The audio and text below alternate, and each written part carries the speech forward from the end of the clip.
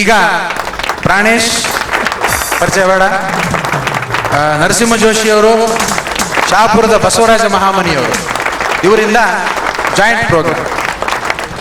ಈಗ ಗಂಗಾವತಿ ಪ್ರಾಣೇಶ್ವರಿಂದ ನಗಿಸುವ ಕಾರ್ಯಕ್ರಮ ಅಲ್ಲ, ಅಳಿಸುವ ಕಾರ್ಯಕ್ರಮ. ಇದುವರೆಗೂ ಎಲ್ಲರೂ ನಗಿಸಿದ್ದಾರೆ, ನಾವು ಅಳಿಸ್ಬೇಕು ಅಂತ ಇವತ್ತೇನೋ ತೀರ್ಮಾನ ಮಾಡಿದ್ದೀವಿ.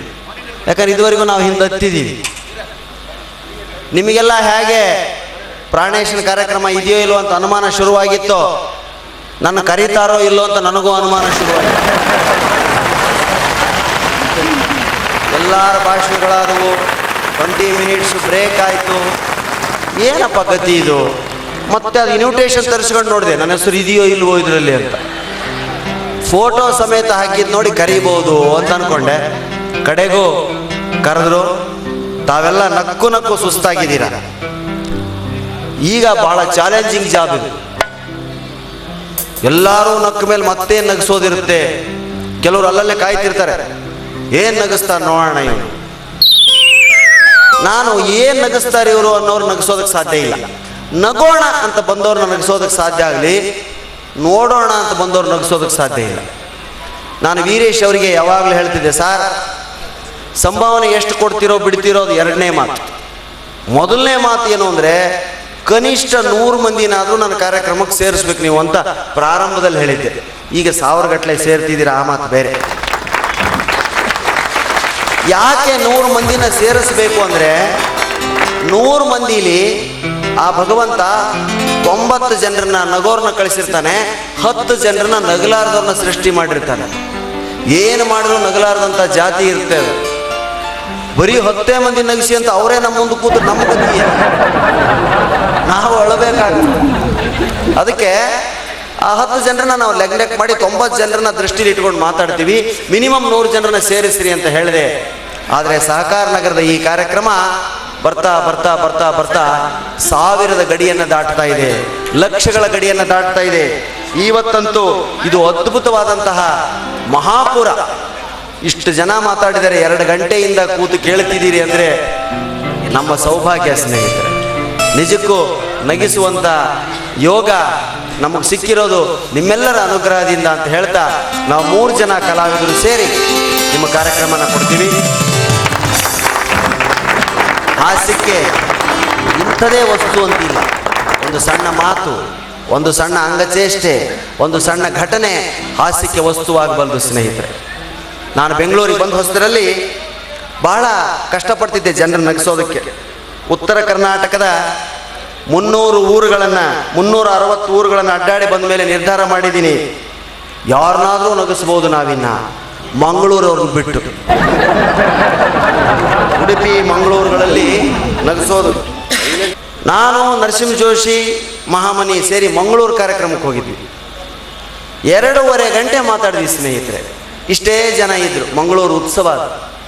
ನಮ್ಮ ಅಪ್ಪ ನಾಣೆ ಒಬ್ಬರಾದ್ರೂ ನಗಬೇಕು. 2 ಗಂಟೆಗಳ ಕಾಲ ಏನೇನೋ ಹೇಳಿದ್ವಿ. ಪೊಲ್ಟಿ ಹೊಡೆಯೋದೊಂದು ಬಾಕಿ, ಅದು ಒಂದು ಬಿಟ್ಟು ಎಲ್ಲ ಮಾಡಿದ್ವಿ. 2 ಗಂಟೆ ಆದಮೇಲೆ ಇದ್ದಕ್ಕಿದ್ದಂತೆ ಒಬ್ಬ ಮುಂದೆ ಬಂದು ನಿಂತು ಏನಂದ ಗೊತ್ತಾ, ನಿಮ್ಮದು ಬರೀ ಮಾತಾಯ್ತು, ಆಟ ಯಾವಾಗ?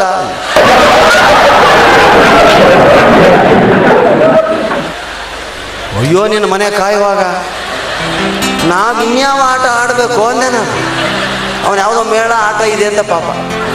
ಇಲ್ಲ, ನಮ್ದು ಇಷ್ಟೇ ಆಟ, ನಮ್ಮದು ಮಾತೇ ಕಾಯಕ. ಯಾಕಂದ್ರೆ ಕಾಯಕವೇ ಕೈಲಾಸ ಅಂತ ಬಸವಣ್ಣ ಹೇಳಿದ್ದಾನೆ. ನಮ್ಮದು ಮಾತೇ ಕಾಯಕ, ಮಾತಾಡಬೇಡಿ ಕೆಲಸ ಮಾಡಿ ಅಂತ ಎಲ್ಲ ತತ್ವಜ್ಞಾನಿಗಳು ಹೇಳಿದರೆ, ನಾವು ಕೆಲಸನೇ ಮಾಡಿದ್ರೆ ಬರೀ ಮಾತಾಡ್ತೀವಿ. ಮಾತೇ ನಮ್ಮ ಕಾಯಕವಾಗಿದೆ. ಅದಕ್ಕೆ ಒಂದೊಂದು ಊರಿಂದ ಒಂದೊಂದು ಅನುಭವ ಸ್ನೇಹಿತರೆ. ಬೆಂಗಳೂರಿನಲ್ಲಿ 1997ನೇ ಇಸ್ವಿ ಮಲ್ಲೇಶ್ವರಂ ಶೇಷಾದ್ರಿಪುರಂ ಗ್ರೌಂಡಿನ ಶಿವರಾತ್ರಿ ಕಾರ್ಯಕ್ರಮಕ್ಕೆ ನಾನು ಬಂದಾಗ ನನ್ನ ಮಾತು ಬೆಂಗಳೂರಿಗರಿಗೆ ಅರ್ಥನೇ ಆಗಲಿಲ್ಲ. ರಾತ್ರಿ 2 ಗಂಟೆಗೆ ನನಗೆ ಅವಕಾಶ ಕೊಟ್ಟರು. ಉದಯೋನ್ಮುಖ ಕಲಾವಿದ ಪ್ರಾಣೇಶ್ ಈಗ ನಿಮ್ಮನ್ನು ನಗಿಸೋದಕ್ಕೆ ಬರ್ತಾರೆ ಅಂತ ನಾನು ವೇದಿಕೆಗೆ ಬಂದು ನಿಂತೀನಿ. ಜೊತೆಗೆ ಇನ್ನೊಂದು ಅನೌನ್ಸ್ಮೆಂಟ್ ಮಾಡಿದ್ರು, ಏನು ತಿಂಡಿ ಬಂದಿದೆ, ಯಾರಾದರೂ ತಿಂದ್ಕೊಂಡ್ಬರ್ಬೋದು. ನೋಡಿ ಎಂಥ ಪರಿಸ್ಥಿತಿ ನಂದು. ಅಂಥ ಸಂದರ್ಭದಲ್ಲಿ ಚಾಲೆಂಜ್ ಆಗಿ ತಗೊಂಡು ಬೆಂಗಳೂರು ಜನರನ್ನು ನಾನು ನಗಿಸೋದಕ್ಕೆ ಪ್ರಯತ್ನ ಮಾಡಿದೆ. ಅವತ್ತಿನಿಂದ ಇವತ್ತಿನವರೆಗೂ ಸ್ನೇಹಿತರೆ, ಬೆಂಗಳೂರಿನ ಮಹಾಜನತೆ ನನ್ನನ್ನು ಹಿಂತಿರುಗಿ ನೋಡೋದಕ್ಕೆ ಅವಕಾಶ ಮಾಡಿಕೊಟ್ಟಿಲ್ಲ. ಭಾಷೆ ಕಷ್ಟ ಆಗುತ್ತೆ ನಿಮಗೆ ಅಂತ ನಿಮ್ಮ ಭಾಷೆಯಲ್ಲಿ ಮಾತಾಡಿದ್ರೆ ಬೆಂಗಳೂರಿಗೆ ಹೇಳ್ತಾರೆ, ದಯವಿಟ್ಟು ನಮ್ಮ ಭಾಷೆಯಲ್ಲಿ ಮಾತಾಡ್ಬೇಡಿ, ನಿಮ್ಮ ಭಾಷೆದಾಗ ಮಾತಾಡ್ರಿ, ನಮಗದು ಭಾಳ ಇಷ್ಟ. ಸೊಳೆ ಮಗ ಅನ್ನೋ ಶಬ್ದ ಬಳಸ್ರಿ, ಅದು ನಮಗೆ ಭಾಳ ಹಿಡಿಸ್ತೈತೆ. ಎಷ್ಟು ಆತ್ಮೀಯ ವಿಶ್ವಾಸ. ಮೊದಲ ಸಾರಿ ಶಿವರಾತ್ರಿ ಕಾರ್ಯಕ್ರಮ ಆದ್ಮೇಲೆ ನನ್ನೊಂದು ಆಡಿಟೋರಿಯಂ ಅಲ್ಲಿ ನನ್ನ ಕಾರ್ಯಕ್ರಮ ಆಯ್ತು, AC ಆಡಿಟೋರಿಯಂ. ಎಂಥ ಶಿಸ್ತಿನ ರೋಮಾಂಚನ ಆಯ್ತು. AC ಆಡಿಟೋರಿಯಂ ಮೊದಲ ಕಾರ್ಯಕ್ರಮ ಆದ ನಂದು ಈಗ 15 ವರ್ಷಗಳ ಹಿಂದೆ. ಹೆಣ್ಮಕ್ಳು ಮುಂದಿನ 10 ಸಾಲುಗಳಲ್ಲಿ ಹೆಣ್ಮಕ್ಳು ಹೇಗೆ ಬಂದಿದ್ದಾರೆ, ಬ್ಯೂಟಿ ಪಾರ್ಲರ್ ಇಂದ ಸೀದಾ ಅಲ್ಲಿಗೆ ಬಂದಿದ್ದಾರೆ. ಏನು ಫ್ರೆಶ್ ಆಗಿದ್ದಾರೆ, ಅದೇನು ಕರ್ಲಿ ಹೇರ್ಸು, ಅದೇನು ಲಿಪ್ಸ್ಟಿಕ್ಕು, ಅದೇನು ಐಬ್ರೋ, ನೋಡ್ಬೇಕೋ ಮಾತಾಡ್ಬೇಕೋ ಕನ್ಫ್ಯೂಷನ್. ನನ್ನ ಚೀಟಿ ಕಳಿಸಿದ್ರು, ಮಾತಾಡೋದಕ್ಕೆ ಬಂದಿದ್ದೀರಿ, ಸಂತೋಷ ಅಂದು. ಆ ಕಡೆ ನೋಡ್ತೀನಿ ಗಂಡಸರು, ಅರ್ಧ ಗಂಟೆ ಮಾತಾಡಿದೆ ಸರ್, ಒಬ್ಬರನಾಗ್ಲಿ. ಅರ್ಧ ಗಂಟೆ ಆದ್ಮೇಲೆ ಒಂದು ಜೋಕು ಒಬ್ಬಳಿಗೆ ಅರ್ಥ ಆಯ್ತು, ಯಾಕಂದ್ರೆ ಆಕೆ ಗಂಡ ವಿಜಾಪುರದತ್ತ. ಮನ್ಯಾಗ ಆತನ ಭಾಷಾ ಕೇಳಿ ಕೇಳಾಕಿ ರೂಢ ಆಗಿ ಆ ಜೋಕಿಗೆ ಕಿಸಕ್ ಕಂದನಾಕ್ಬಿಟ್ಟು ಪಕ್ಕದಲ್ಲಿರೋಳಿಗೆ ಆಶ್ಚರ್ಯ, ಏನಂತೆ ಅಂತ. ಇವಳವಳಿಗೆ ಅದನ್ನ ಎಕ್ಸ್ಪ್ಲೇನ್ ಮಾಡಿ ಹೇಳಿದ್ರು, ಹೋ ಹಾಗ. ಅವಳು ಮತ್ತೊಂದು ಅರ್ಧ ಗಂಟೆ ಈ ಕಡೆ ಒಳಗೆ ಒಂದು ಜೋಕ್ ಅರ್ಥ ಆಯ್ತು, ಇವಳು ಕಿಸಕ್ ಅಂತ. ಅದಕ್ಕೆ ಅವಳು ಏನಂತೆ ಅಂತ ಅವಳಿಗೆ, ಅವಳು ಮತ್ತೆ ಇವಳಿಗೆ ಹೋ ಹೀಗ. ಇವರಿಬ್ರು ಹಾಗ ಹೀಗ ಅನ್ನೋದು ಕೇಳಿ ಹಿಂದಿರೋ ಅವ್ರ ಗಂಡ ಏನಂತೆ ಅಂತವ. ಅವನಿಗೆ ಇವರಿಬ್ರು ಸೇರಿ ಹೇಳಿದ್ರು, ಅವನು ಓ ಹಾಗೆ ಅಂತ ಅವನು. ಇವ್ರು ಹಾಗೆ ಹೀಗೆ ಅಂತಿರ್ಬೇಕಾದ್ರೆ ನಾವು ಹಿಂಗಿಂಗ್ರಿ, ಯಾಕಂದ್ರೆ ಅಲ್ಲಿಂದ ಬಂದೀವಿ ನಾವು. ಏನು ಮಾಡಬೇಕು ಅಂತ ಯೋಚನೆಯಲ್ಲಿ ಇದ್ದಾಗ ಜನರಿಗೆ ನಿಧಾನವಾಗಿ ನಮ್ಮ ಭಾಷೆ ಅರ್ಥ ಆಗೋದಕ್ಕೆ ಶುರುವಾಯಿತು. ಇವತ್ತು ನನ್ನ 1650 ಕಾರ್ಯಕ್ರಮಗಳಲ್ಲಿ 1000ಕ್ಕೂ ಹೆಚ್ಚು ಕಾರ್ಯಕ್ರಮಗಳನ್ನು ನಾನು ಬೆಂಗಳೂರಿನಲ್ಲೇ ಕೊಟ್ಟಿದ್ದೀನಿ. ಎಂಥ ಅದ್ಭುತವಾದಂಥ ಮಾಡ್ಬೋದು. ನಿಮ್ಮೆಲ್ಲರ ಆಶೀರ್ವಾದ ನಮ್ಮ ಮೇಲೆ ಹೀಗೆ ಇರಲಿ. ನಾವು ಯಾವ ಭಾಷೆಯಲ್ಲಿ ಮಾತಾಡ್ತಿರೋ ಆ ಭಾಷೆಯನ್ನು ತಿಳ್ಕೊತೀರಾ. ಆಮೇಲೆ ಬಂದು ಬರೀ ಮಾತಾಯ್ತು ಆಟ ಯಾವಾಗ ಅನ್ಬೇಡಿ, ದಯವಿಟ್ಟು ಕೇಳಿ ಅಂತ ಹೇಳ್ತಾ ಈಗ ನಿಮ್ಮ ಮುಂದೆ ಬಿಡ್ತಾ ಇದ್ದೀನಿ ನಮ್ಮ ಉತ್ತರ ಕರ್ನಾಟಕದ ಮಿಮಿಕ್ರಿಯ ಖ್ಯಾತಪಟು ನರಸಿಂಹ ಜೋಶಿ ಅವರನ್ನ. ನರಸಿಂಹ ಜೋಶಿ ನೋಡೋದಕ್ಕೆ ಅದ್ಭುತವಾಗಿದ್ದಾರೆ. ಅವ್ರನ್ನ ನಾವು ನಮ್ಮ ತಂಡದ ಆಧಾರ ಸ್ತಂಭ ಅಂತ ಕರಿತೀವಿ. ಸ್ತಂಭ ಅನ್ನೋದಕ್ಕಿಂತ ಕಂಬ ಅನ್ನೋದು ಬಹಳ ಒಳ್ಳೆಯದು. ಅವರು ಅದನ್ನೇ ಕುರಿತು ಮಾತಾಡ್ತಾ ಅನೇಕ ಧ್ವನಿಗಳ ಮಿಮಿಕ್ರಿಯನ್ನು ಮಾಡ್ತಾ ನಿಮ್ಮನ್ನೆಲ್ಲ ರಂಜಿಸ್ತಾರೆ. ಬಹಳಷ್ಟು ನಕ್ಕಿದ್ದೀರಾ, ನಗು ಎಕ್ಸಾಸ್ಟ್ ಆಗಿದೆ ಅಂತ ನಮ್ಗೆ ಅನಿಸ್ತಾ ಇದೆ, ಆದರೂ ಕೂತಿದ್ದೀರಾ, ಎಂಥ ಪುಣ್ಯ ನಮ್ಮದು. ನಿಜಕ್ಕೂ ಬಹಳ ಸಂತೋಷ ಅನಿಸ್ತದೆ ಬೆಂಗಳೂರು ನಾಗರಿಕರು ನೋಡ್ತಾ ಅಂತ ಹೇಳ್ತಾ ಈಗ ನಿಮ್ಮ ಮುಂದೆ ನರಸಿಂಹ ಜೋಶಿ. ಸಹಕಾರ ನಗರದ ಕಲಾಭಿಮಾನಿಗಳಿಗೆ, ಕಲಾ ಪ್ರೇಮಿಗಳಿಗೆ, ಕಲಾ ಹಿತೈಷಿಗಳಿಗೆ ಗಂಗಾವತಿಯ ಈ ಪುಟ್ಟ ಕಲಾ ನರಸಿಂಹ ಜೋಶಿ ತುಂಬು ಹೃದಯದ ನಮಸ್ಕಾರಗಳು. ನನ್ನ ಪರಿಚಯ ಮಾಡಿಕೊಟ್ರು ನಮ್ಮ ಗುರುಗಳಾಗಿರ್ತಕ್ಕಂಥ ಪ್ರಾಣೇಶ್ ಅವರು ಭಾಳ ಚಂದ ಪರಿಚಯ ಮಾಡಿಕೊಟ್ರು. ಸ್ತಂಭ ಕಂಬ. ನಾನು ಮಸ್ಕಿ ಹತ್ರ ಒಂದು ಬಳಗಾನೂರು ಕಾರ್ಯಕ್ರಮಕ್ಕೆ ಹೋಗಿದ್ದೆ. ನನ್ನ ಬಗ್ಗೆ ಒಬ್ಬ ಪರಿಚಯ ಮಾಡಿದ. ಎಷ್ಟೊತ್ತು ಮಾಡ್ಬೇಕ್ರಿ? 15 ನಿಮಿಷ ಮಾಡಿದ. ನನಗೆ ಆತ ಪರಿಚಯ ಇಲ್ಲ, ಆತ ನಾನು ಪರಿಚಯ ಇಲ್ಲ. ಕೆಲವೊಂದು ನನಗೆ ಗೊತ್ತಿಲ್ಲದ ವಿಚಾರ ಅದರಿಂದ ನಾನು ತಿಳ್ಕೊಂಡೆ. 15 ನಿಮಿಷ ಪರಿಚಯ ಮಾಡಿ ಕೆಳಗಿಳಿದು ಹೊಂಟಿದ್ದ ನಾನು, ನಮಸ್ಕಾರ ಸರ್, ಅದ್ಭುತವಾಗಿ ಪರಿಚಯ ಮಾಡ್ತೀರಿ, 15 ನಿಮಿಷಗಳ ಕಾಲ ಏನು ನಿಮ್ಮ ನಾಲಿಗೆ ಮೇಲೆ ಸರಸ್ವತಿ ಕುಣಿದು ಬಿಟ್ಲು ಅಂದೆ. ಅವ ಏನು ಅನ್ಬೇಕ್ರಿ? ಸರ್, 10 ವರ್ಷದಿಂದ ನಮ್ಮ ಊರಿಗೆ ಯಾವ ಸೊಳೆ ಮಗರ ಬರಲಿ, ಅವನು ಪರಿಚಯ ಮಾಡದ ನಾನ್ರಿ ಅಂತ. ಯಪ್ಪ ಸತ್ಯ, ನಾನು 5 ನಿಮಿಷ ಬಿಟ್ಟು ನನ್ನ ಕೇಳ್ಬೇಕ ಅವ, ಸರ್ ತಾವೇ ಯಾರು ಅಂದ. ನಾನೇನು ಹೇಳ್ಬೇಕ್ರಿ ಈಗ? ನಾನು ಹಂಗೆ ಹೇಳಿದೆ, 15 ನಿಮಿಷಗಳ ಕಾಲ ತಾವು ಯಾವ ಸೊಳ ಮಗನ ಪರಿಚಯ ಮಾಡಿದ್ರಿ? ಅದ ಸೊಳೆ ಮಗ ನಾನ್ರಿ ಅಂದೆ. ನೋಡಿ, ನಿಮ್ಮ ದೊಡ್ಡ ಮೂಲಕ ನಮಸ್ಕಾರ. ನನಗೆ ಸೊಳೆ ಮಗ ನೀವೆಷ್ಟು ಅಂತೀರಿ ನೋಡಿ. ನಮ್ಮ ಉಲ್ಲಾಸ ಅವ್ರ ಮನೆಗೆ ಹೋಗಿದ್ವಿ, ಬೀಚಿ ಅವರು ಮೊಮ್ಮಗ. ಅವ್ರ ಮನೆಗೆ ಹೋಗಿದ್ವಿ. ಅವ್ರ ಮನೆಗೆ ಹೋದ ತಕ್ಷಣ ಅವ್ರ ಮನೆ ಮುಂದೆ ಒಂದು ಭಾರಿ ಸೈಜ್ ನಾಯಿ ಇತ್ರಿ. ನಾಯಿ ನಾನು ನೋಡಿ ಬಗ್ಬಿಟ್ಟು ಬಾವು ಅಂತ. ನಾನು ಟೆನ್ಷನ್ ಆಯ್ತು. ಸರ್, ಯಾಕೆ ನನ್ನ ನಾಯಿ ನಾನು ನೋಡಿ ಬದ್ರಿತು ಅಂದೆ. ಅವ್ರೇನು ಹೇಳಲಿಲ್ಲ. ಅವ್ರ ಮನೆಗೆ ಅವ್ರ ಮಗಳಿಗೆ ಕೇಳಬಾರ್ದಾಗಿತ್ತು, ನಾನು ಅವ್ರ ಮಗಳಿಗೆ ಕೇಳಿಬಿಟ್ಟೆ, ಪಾಪು ನಿಮ್ಮ ಮನೆ ನಾಯಿ ಯಾಕೆ ನಾನು ನೋಡಿ ಬೊಗಳಿತು? ಅಂಕಲ್ ಹೇಳು ಅಂದರೆ ಹೇಳ್ತೀನಿ, ಹೇಳಮ್ಮಿ. ಏನಿಲ್ಲ, ಒಂದೂರು ನಾಯಿ ಕಂಡ್ರೆ ಇನ್ನೊಂದೂರು ನಾಯಿಗೆ ಆಗಲ್ಲ. ಹಾಗಾದ್ರೆ ನಾನು ಯಾರು? ಈ ನಾಯಿ ಬೆಂಗಳೂರು ಭಾಳ ಡೇಂಜರ್. ಬೆಳಿಗ್ಗೆ ವಾಕಿಂಗ್ ಕರ್ಕೊಂಡು ಹೋಗ್ತಿರ್ತಾರ, ಈ ನಾಯಿನ ಇವ್ರು ಕರ್ಕೊಂಡು ಹೋಗ್ತಿರ್ತದೋ ಇವ್ರು ನಾಯಿ ಕರ್ಕೊಂಡು ಗೊತ್ತಿರಲ್ಲ, ಎಳ್ಕೊಂಡು ಹೋಗ್ತದ. ಹೋಗ ಒಬ್ರು ಮನೆಗೆ ಹೋಗಿದ್ದೆ. ಅವ್ರ ಮನೆಗೆ ಒಂದು ಭಾಳ ಚಂದ ಇತ್ತು ನಾಯಿ, ಮೈ ತುಂಬ ಬಿಳಿ ಕೂದಲು. ಅಂಕಲ್ ಅಂಕಲ್ ಡಾಗಿ ಅಂದ. ಏನ್ ಡಾಗಿ ಅಂದ? ನಾಯಿ ರೀ ಅಂದ. ತಗೊಂಡೆ, ಎತ್ಕೊಂಡೆ, ಭಾಳ ಖುಷಿ ಅನಿಸ್ತು. ಚಂದಿತ್ತು ನಾಯಿ, ಮೈ ತುಂಬ ಬಿಳಿ ಕೂದಲು ತಗೊಂಡೆ ಮುತ್ತು ಕಟ್ಬಿಟ್ಟೆ. ಆ ಮಕ್ಕಳು ಭಾಳ ಡೇಂಜರ್, ಅವು ಎಲ್ಲಿ ಮರಿ ತೆಗಿಬಾರ್ದು ಅಲ್ಲೇ ತೆಗಿದವು. ಅಂಕಲ್ ನೀವು ಮುತ್ತು ಕೊಟ್ಟರಲ್ಲ, ನಾಯಿ ಮುಖ ಈ ಕಡೆ ಇಲ್ಲ ಈ ಕಡೆ ಇದೆ.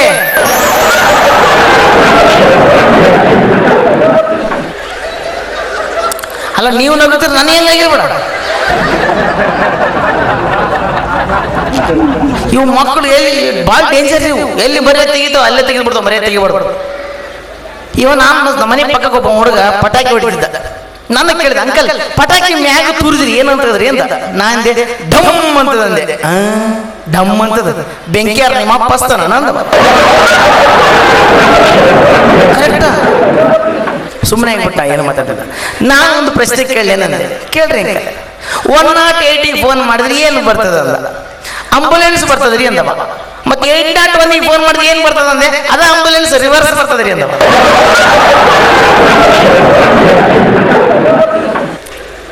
ಮಕ್ಕಳು ಭಾಳ ಚಂದ ಮಾತಾಡ್ತಿರ್ತಾರೆ. ಇವು ಹೆಂಗಂದ್ರೆ ನಾವು ಹೆಂಗೆ ಕೇಳಿಕೊಡ್ತೀವಿ ಹಂಗೆ ಕಲ್ತು ಬಿಡ್ತಾವ. ನನಗೊಬ್ಬ ಕ್ರಿಕೆಟ್ ನೋಡ್ಕೊಂತ ಕೂತ್ಕೊಂಡಿದ್ದೆ. ಅಂಕಲ್ ಒಂದು ಓವರ್ಗೆ ಎಷ್ಟು ಬಾಲ್ ರೀ ಅಂತ. ನಾನು ಒಂದು ಓವರ್ಗೆ 6 ಬಾಲ್ ಅಂದೆ. ಬರೀ ಮೈ ಬೆಳೆಸಿದ್ ನೋಡು, ಬುದ್ಧಿ ಬಂದಿಲ್ಲ ನನಗಂತವ. ಯಾಕೋ ಅಂದೆ, ಒಂದು ಓವರ್ಗೆ 6 ಬಾಲ್ ಅಲ್ಲ, ಒಂದೇ ಬಾಲ 6 ಸಲ ಹಾಕ್ತಾರಂದವ. ಇಂಥವು ನನಗೆ ಗಂಟು ಬಿದ್ದಿದ್ದ. ಅಂಕಲ್ ನೀವು ಎಲ್ಲಿ ತನಕ ಓದಿರಿ?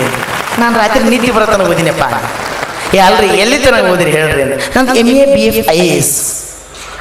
ಇದು ಯಾವ ಡಿಗ್ರಿ ಇಲ್ಲಲ್ರಿ ಅಂತ. ಇದು ಸ್ವಂತ ಮನೆಯಾಗ ತಯಾರು ಮಾಡಿದ ಡಿಗ್ರಿ ಇದೀನಿ. ಹೇಳ್ರಿ ಅಂತ ನಾ ಅಂದೆ. MA BF IAS ಅಂದ್ರೆ ಇಷ್ಟೇ, metric appeared but fail in all subjects. ಅಯ್ಯೋ SSLC ಫೇಲ್ ಆಗಿದೆ ನಂದವ. ಬರೇ ಏಕವಚನದಾಗ ಮಾತಾಡೋ ಮಗನ, ಮರ್ಯಾದೆ ಕೊಟ್ಟು ಮಾತಾಡೋದು. ಒಂದೇ ಸಲ ಫೇಲ್ ಆಗಿಲ್ಲ, 3 ಸಲ ಫೇಲ್ ಆಗಿನಿ. 3 ಸಲ ಫೇಲ್ ಆದ್ಮೇಲೆ 4ನೇ ಸಲ ಹೋಗಿ ರಿಸಲ್ಟ್ ನೋಡಿದೆ. ಕೆಳಗೆ ಒಂದು ಲೈನ್ ಬರ್ದಿತ್ತು, ಏನಂತ, ಎತ್ತಿ ಹಾಕಲಾಗಿದೆ. ಸರ್ಕಾರದವ್ರು ಪಾಸ್ ಮಾಡಿದ ಕ್ಯಾಂಡಿಡೇಟ್ ನಾವು. ಇವ ಏನು ಮಾಡಿದೆ, ಮಂದ್ಯಾಗ ಮರ್ಯಾದೆ ತೆಗಿಬೇಕಂತ ನನಗೆ ಎಲ್ಲರ ಮಂದಿಗೆ ಸೇರಿದ ಭಾಳಷ್ಟು ಜನ ಸೇರಿದಾಗ ಅಲ್ಲಿ ಬರವ. ಅಂಕಲ್ ನಿಮ್ಗೆ MA BF IAS ಭಾಳ ಓದಿರಲ್ಲ. ಈಗ ಅದ್ರ ಸುದ್ದಿ ಬೇಡ, ಸುಮ್ಮನೆ ನಡಿ ಅಂದೆ. ನಾನು ನಡ ರಸ್ತೆಯಲ್ಲಿ ಒಂದು ಹಾವು ನೋಡಿದೆ, ಬಡಿಬೇಕಂದ್ರೆ ನನ್ನ ಕೈಯಲ್ಲಿ ಕೋಲಿಲ್ಲ. ಇದನ್ನ ಇಂಗ್ಲೀಷ್ ಒಳಗೆ ಹೆಂಗಂತಾರೆ, ಸಾಯಂಕಾಲ ಮನೆಗೆ ಬಂದು ಹೇಳ್ತೀನಿ. ಇಲ್ಲೇ ಹೇಳ್ಬೇಕು. ನಡ ರಸ್ತೆಯಲ್ಲಿ ಒಂದು ಹಾವು ನೋಡಿದ್ವಿ, ಬಡಿಬೇಕಂದ್ರೆ ನನ್ನ ಕೈಯಲ್ಲಿ ಕೋಲಿಲ್ಲ. ಇದನ್ನ ಇಂಗ್ಲೀಷ್ ಒಳಗೆ ಹೇಳ್ಬೇಕು. ಪಕ್ಕಕ್ಕೆ ಅಂತ ಹೇಳಿದ್ರು, ಅದೇನು ಭಾಳ ಈಜಿ, ಸಿಂಪಲ್ ಹೇಳ್ಬಿಡ್ರಿ ಅಂದ್ರು. ಅವ್ರಿಗೆ ಭಾಳ ಈಜಿ, ನಮಗೆ ಬಂದ್ರಲ್ಲ. ನಾ ಅಂದೆ, ನಡ ರಸ್ತೆಯಲ್ಲಿ ಒಂದು ಹಾವು ನೋಡಿದ್ವಿ, ಬಡಿಬೇಕಂದ್ರೆ ನನ್ನ ಕೈಯಲ್ಲಿ ಕೋಲಿಲ್ಲ. ಇದನ್ನ ಇಂಗ್ಲೀಷ್ ಒಳಗೆ ಹೇಳ್ಬೇಕು. ಕೇಳ ಮಗನ ಹೇಳ. ಏನ್ರಿ ಅಂತ ಇಂಗ್ಲೀಷ್ ಇನ್ನೊಂದ್ಸಲ ಹೇಳ್ರಿ ಅಂತ. 10 ಸಲ ಹೇಳ್ತೀನಿ ನಾನು. ನನಗೆ ಮರ್ಯಾದಲ್ಲ, ನನಗೆ ತಿಳಿಯೋದಿಲ್ಲ. ಪ್ರಾಮಿಸ್ ನಾನು ತಿಳಿದಿಲ್ರಿ ಅಂತ. ಅದಕ್ಕೆ ಪ್ರಾಮಿಸ್ ಮಾಡ್ತೇವೆ. ಹುಚ್ಚ ಏನು ತಿಳಿಯೋದಿಲ್ಲ, ಅದ ಇಂಗ್ಲೀಷ್. ಮಾರನೇ ದಿವಸ ಒಬ್ಬ ಹಿಂದಿ ಹುಡುಗ ಕರ್ಕೊಂಡು ಬಂದ. ಅಂಕಲ್ ಇವನು ಹಿಂದಿ ಪ್ರಾಬ್ಲಮ್ ಏನು? ಇವ ಹಿಂದಿ ಹುಡುಗ, ಹಿಂದಿ ಪ್ರಾಬ್ಲಮ್ ಏನು ಪ್ರಾಬ್ಲಮ್ ಕೇಳ ನಾ ಹೇಳ್ತೀನಿ. ಬಸ್ ಸ್ಟ್ಯಾಂಡ್ಗೆ ಹೊಂಟಿದ್ದೆ, ಬೆಕ್ಕಟ್ಟು ಬಂತು, ಅದ್ರ ಸರಿ ವಾಪಸ್ ಬಂದೆ. ಇದು ಹಿಂದಿದಾಗ ಏನು ಅಂತಾರ, ಹಿಂದಿದಾಗ ಭಾಳ ಈಸಿ ಹೇಳ್ಬೋದು ಇದನ್ನ, ಹೇಳ್ರಿ ಅಂತ. ಬಸ್ ಸ್ಟ್ಯಾಂಡ್ ಹೊಂಟಿದ್ದೆ, ಬೆಕ್ಕಟ್ಟು ಬಂತು, ಅದ್ರ ಸಲ ವಾಪಸ್ ಬಂದೆ. ಕೇಳ, ಬಸ್ ಸ್ಟ್ಯಾಂಡ್ಗೂ ಜಾತೆ ಬೆಕ್ಕಟ್ಟು ಬಂತು, ಉಸ್ಕೋ ಅಷ್ಟೇ ವಾಪಸ್ ಬಂದೆ. ಮತ್ತೆ ನಡಬಾರ ಕನ್ನಡ ಸೇರಿಸ್ತಿರಲ್ರಿ ನಾವು, ಹಿಂದಿ ಕನ್ನಡ ಬಾಯಿ ಏನ. ಮಾರನೇ ದಿನ 2 ಗ್ಲಾಸ್ ನೀರು ತಂದ. ಅವ ಹೇಳಿದ, ಅಂಕಲ್ ಇಂಗ್ಲೀಷ್ ಒಳಗೆ ಪ್ರಯೋಗ ಮಾಡಿ, 2 ಚಮಚ ನೀರು ಹಾಕಿ, 1 ಚಮಚ ಕೆಂಪು ಪೌಡರ್ ಹಾಕಿ ಕಲಸಿ. ಇದು ಇಂಗ್ಲೀಷ್ ಒಳಗೆ ಹೇಳಿ. ನನಗೆ ಇಂಗ್ಲೀಷ್ ಬರೋದಿಲ್ಲ. ನಾನು ಬರ್ತಕ್ಕಂಥದ್ದು ಮೆಲ್ಲಕಂಡೆ ಬರಲಾರ್ದು ಓಡಿಸ್ಬಿಟ್ಟೆ. 2 spoon water in the glass. ಏನಂದ್ರೆ ಅಲ್ಲವ, ನಾನು ಏನಂದಿನಿ, ನನ್ನ ಬಾಯಿಗೆ ಬರೋದು ಇಂಗ್ಲೀಷ್ ಒಂದೇ ಸಲ, 2ನೇ ಸಲಕ್ಕೆ ಮತ್ತೆ ಚೇಂಜ್ ಆಗ್ತಾವ. ಬರೋದಿಲ್ಲ ಅನ್ರಿ, ಬರ್ತಾವ ಪರ್ಫೆಕ್ಟ್ ಇದ್ದೀನಿ ನಾನು. ಒಂದ್ಸಲ ಹೇಳಿಲ್ಲ, ಇನ್ನೊಂದ್ಸಲ ಹೇಳೋದಿಲ್ಲ. ಮತ್ತೆ ಏನ್ರಿ, ನಾನು ಏನಂದ್ರೆ ಅದನ್ನು ಪ್ರಾಕ್ಟಿಕಲ್ ಮಾಡಿ ತೋರಿಸ್ತೀನಿ. 2 ಚಮಚ ನೀರು ಹಾಕಿಬಿಟ್ಟ. 2 spoon water in the glass ಅಂದ್ರೆ ಏನ್ರಿ? ಎಸ್, ನಾನು ಅದನ್ನ. And 1 spoon red colour in the glass ಅಂತ ಕೆಂಪು ಪೌಡರ್ ಹಾಕಿಬಿಟ್ಟೆ. ಇದನ್ನ ಯಾಕೆ ಸ್ಲೋ ಅಂದ್ರಿ ಅಂದವ. ಇದು ಬರ್ತಿತ್ತು ಅಂದೆ, ಅದು ಬರಲ್ಲ, ಓಡಿಸಿಬಿಟ್ಟೆ. ಮುಂದೆ ಸಮಸ್ಯೆ ಏನ್ರಿ, ಕಲಸ್ರಿ ಅನ್ನಬೇಕು ಇಂಗ್ಲೀಷ್ ಒಳಗೆ. ಏನು ಅನ್ಬೇಕು ನನಗೆ ಗೊತ್ತಾಗಿಲ್ಲ. 5 ನಿಮಿಷ ಬಿಟ್ಟು ಅಂಡ್ ಗುಲ್ಗುಲ್ಲೆಟ್ ಅಂದ್ಬಿಟ್ಟೆ. ಇಂಥವ ನನ್ನಂಗೆ ಬಟ್ಲರ್ ಇಂಗ್ಲೀಷ್ ಮಾತಾಡ್ತಕ್ಕಂಥ ಒಬ್ಬ ಹುಡುಗ ಮೊಸರು ಮಾರ್ತಿದ್ದ ರೈಲ್ವೆ ಸ್ಟೇಷನ್ ಒಳಗೆ. ಒಂದು ಇಂಗ್ಲೆಂಡ್ ಗಿರಾಕಿ ಬಂದು ಕೇಳ್ತಿತ್ತು, ವಾಟ್ ಈಸ್ ದಿಸ್? ಇವ ಇಂಗ್ಲೆಂಡ್ ವಾಟ್ ಈಸ್ ದಿಸ್ ಅಂತ ಕೇಳಿದ. ಇವ ಬಟ್ಲರ್ ಏನಂದ, yes. What is this? Yes. What is this? Yes. 20 ನಿಮಿಷ ಇಷ್ಟ. ಅವ್ನು ವಾಟ್ ಈಸ್ ದಿಸ್, ಇವನು ಈ ಕಡೆ ತಿರುಗ್ತಾನೆ, ಹ್ಯಾಂಗಲ್ ಚೇಂಜ್ ಮಾಡ್ತಾನೆ. ಎಸ್ ಅಂತ. ನಾವು ಹಿಂದೆ ಹೊಂಟಿದ್ದೀವಿ, ಪ್ರಾಣೇಶ್ವರ್ ನೋಡಿದ್ರು. ಓ ಇವನ್ ಏನ ಇಲ್ಲಿ ಹಾಸ್ಯಕ್ಕೊಂದು ವಸ್ತು ಸಿಕ್ತಿಂದ. ಅವ ಬಂದ, ಸರ್ ನೀವು ಟಿವಿ ಬರ್ತೀರಿ ಅಲ್ರಿ 3 ಜನ. ಹೌದಪ್ಪ ಕರೆಕ್ಟ್ ಸರ್. ಈಗ ಏನು ಸಮಸ್ಯೆ? ಇಂಗ್ಲೆಂಡ್ ನಾವು ಬಂದನ್ರಿ, ವಾಟ್ ಈಸ್ ದಿಸ್ ಅಂತ ನಾನೇನು ಹೇಳ್ಬೇಕು? ನೀ ಏನು ಮಾಡ್ತೀವಿ ನಾ ಮೊಸರು ಮಾಡ್ತೇನೆ ರೀ. ದಿಸ್ ಈಸ್ ನಮ್ಮ ಬಸವರಾಜ ಮಹಾಮನಿ ಹೇಳ್ತಾರೆ ದಿಸ್ ಈಸ್ ಅಂತ ಇಂಗ್ಲೀಷ್ನಾಗ ಮುಂದೆ ಕನ್ನಡ ಹೇಳ್ಬಿಟ್ಟು ಹೋಗ್ತಾನಂಟ್ರಿ ಅವ್ರ ಮನೆದವ್ರು ಹೋಗ್ತಾನೆ ಹೋಗಂತ ಬಂದ ಬಾ ಮಗನ ಈಗ ಕೇಳಬಾ ಅವನು ವಾಟ್ ಈಸ್ ದಿಸ್ ಇವನು ದಿಸ್ ಈಸ್ ಮೊಸರ್ ಅವನು ವಾಟ್ ಈಸ್ ಮೊಸರ್ ಅಂದ ಅಲೇ ಇವನು ಮೊಸರ್ಲೇ ಕೆನಿ ಹೆಪ್ಪಿಂಗ್ ಗಟ್ಟಿ ಮೊಸರು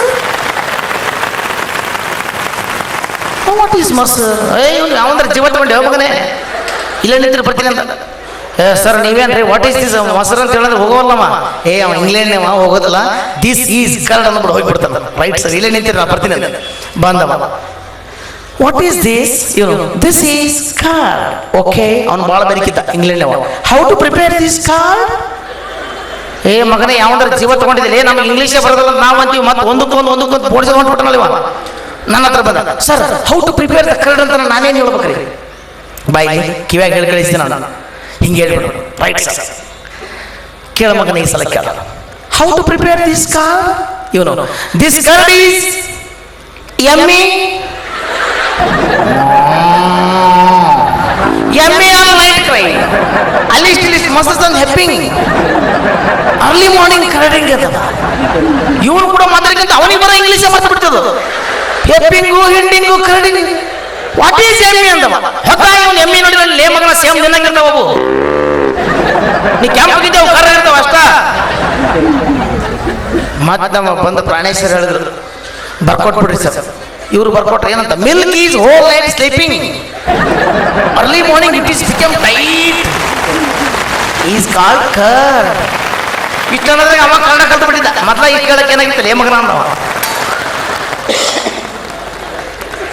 ಹಂಗ ಪ್ರತಿಯೊಂದರಲ್ಲಿ ಹಾಸ್ಯಗಳನ್ನ ನಾವು ಕಾಣಬಹುದು ಪ್ರತಿಯೊಂದು ವೃತ್ತಿಯಲ್ಲಿ ಹಾಸ್ಯಗಳನ್ನು ಕಾಣಬಹುದು ದಿನನಿತ್ಯ ಜೀವನಗಳಲ್ಲಿ ಹಾಸ್ಯಗಳನ್ನು ಕಾಣಬಹುದು ನಮ್ಮ ಧೀರೇಂದ್ರ ಇಷ್ಟೊತ್ತು ಬಹಳಷ್ಟು ಜನ ಮಿಮಿಕ್ರಿ ಮಾಡಿಬಿಟ್ಟಿದ್ದಾರೆ ಅದರೊಳಗೆ ಯಾವ್ಯಾವ ಧ್ವನಿಗಳನ್ನ ಬಿಟ್ಟಿದ್ದಾರೆ ಅದನ್ನು ಆಯ್ಕೆ ಮಾಡಿ ನಾನು ನಿಮ್ಮ ಮುಂದೆ ತರ್ತೀನಿ ಈ ಕರೆಕ್ಟ್ ಅನಿಸಿದ್ರೆ ಮಾತ್ರ ನೀವು ಚಪ್ಪಾಳೆ ಕೊಡ್ರಿ ಅಂತ ಬೇಡಿ ಮೊದಲನೇದಾಗಿ ನಮ್ಮ ಧೀರೇಂದ್ರ ಗೋಪಾಲ್ ಅವರ ಮೇಷ್ಟ್ರು ಮಕ್ಕಳಿಗೆ ಹಾಡು ಕಲಿಸ್ತಾ ಇದ್ದಾರೆ ಯಾವುದು ಬಣ್ಣದ ತಗಡಿನ ತುತ್ತೂರಿ ಕಾಸಿಗೆ ಕೊಂಡನ್ನು ಕಸ್ತೂರಿ ಸರಿಗಮ ಪದನಿಸ ಓದಿಸಿದ ಸರಿಗಮ ಪದನಿಸ ಬಾರಿಸಿದ ಇದಕ್ಕೊಂದು ಪದ್ಯ ಇದನ್ನ ಯಾರ ಕೈಲಿ ಹೇಳಿಸ್ಬೇಕಂತ ಆಲೋಚನೆ ಮಾಡಿ ಒಬ್ಬೊಬ್ಬರ ಹತ್ರ ಹೋಗ್ತಾರೆ ಯಾರ್ಯಾರ ಹತ್ರ ಹೋಗ್ತಾರೆ ಯಾರ್ಯಾರು ಯಾವ ರೀತಿ ಮಾತಾಡ್ತಾರೆ ಅವ್ರ ಧ್ವನಿ ಕರೆಕ್ಟ್ ಆಗಿದ್ರೆ ಮಾತ್ರ ಚಪ್ಪಾಳೆ ಕೊಡಿ ಮೊದಲನೇದಾಗಿ ಹೋಗ್ತಾರೆ ಜನಾರ್ದನ್ ರೆಡ್ಡಿ ಅವರ ಹತ್ರ ಜನಾರ್ದನ್ ರೆಡ್ಡಿ ಸಾಬ್ರೆ ಇದನ್ನ ನಿಮ್ಮ ಬಾಯಿಂದ ಹೆಂಗ್ ಬರ್ತದೆ ಹೇಳಿ ಅಂದಾಗ ಅವ್ರು ಹೆಂಗಂತ ನೋಡಿ ಇವತ್ತು ಯಾವ ಒಂದು ಸಂದರ್ಭದಲ್ಲಿ ಬಂಧುಗಳು ಒಂದು ಮಾತ್ರ ಹೇಳಿಕ್ಕೆ ಇಷ್ಟಪಡ್ತೀನಿ ಇವತ್ತು ಪದ್ಯಗಳನ್ನು ಹೇಳಿದ್ರೆ ನಮ್ಮ ಕೈಲಿ ಆಗೋದಿಲ್ಲ ಕರ್ನಾಟಕದಲ್ಲಿ ಪಂದ್ಯಗಳನ್ನು ಯಾವ ರೀತಿ ಗೆಲ್ಲಬೇಕಂತ ಗೆದ್ದು ತೋರಿಸಿದೆ ಬಂಧುಗಳು ಪಂದ್ಯ ಹೇಳಬೇಕಂದ್ರೆ ನೀವು ಬೇರೆಯವ್ರ ಹತ್ರ ಹೋಗ್ರಿ ನನ್ನ ಕೈಲಿ ಹೇಳಿದಾಗೋದಿಲ್ಲ ತುಂಬಾ ಧನ್ಯವಾದ ಸರ್ ಅಂತ ಬಂದ್ಬಿಟ್ರು ಮತ್ತೆ ಇನ್ನೇನು ಮಾಡ್ಬೇಕು ಯಾರ ಕೈಲಿ ಹೋಗೋಣ ಅಂತ ಮುಂದೆ ಹೊಂಟ್ವಿ ದೇವೇಗೌಡರು ಸಿಕ್ಕಿಬಿಟ್ರು ದೇವೇಗೌಡರು ತಾವು ಈ ಪದ್ಯದ 2 ಲೈನ್ ಹೇಳಬೇಕು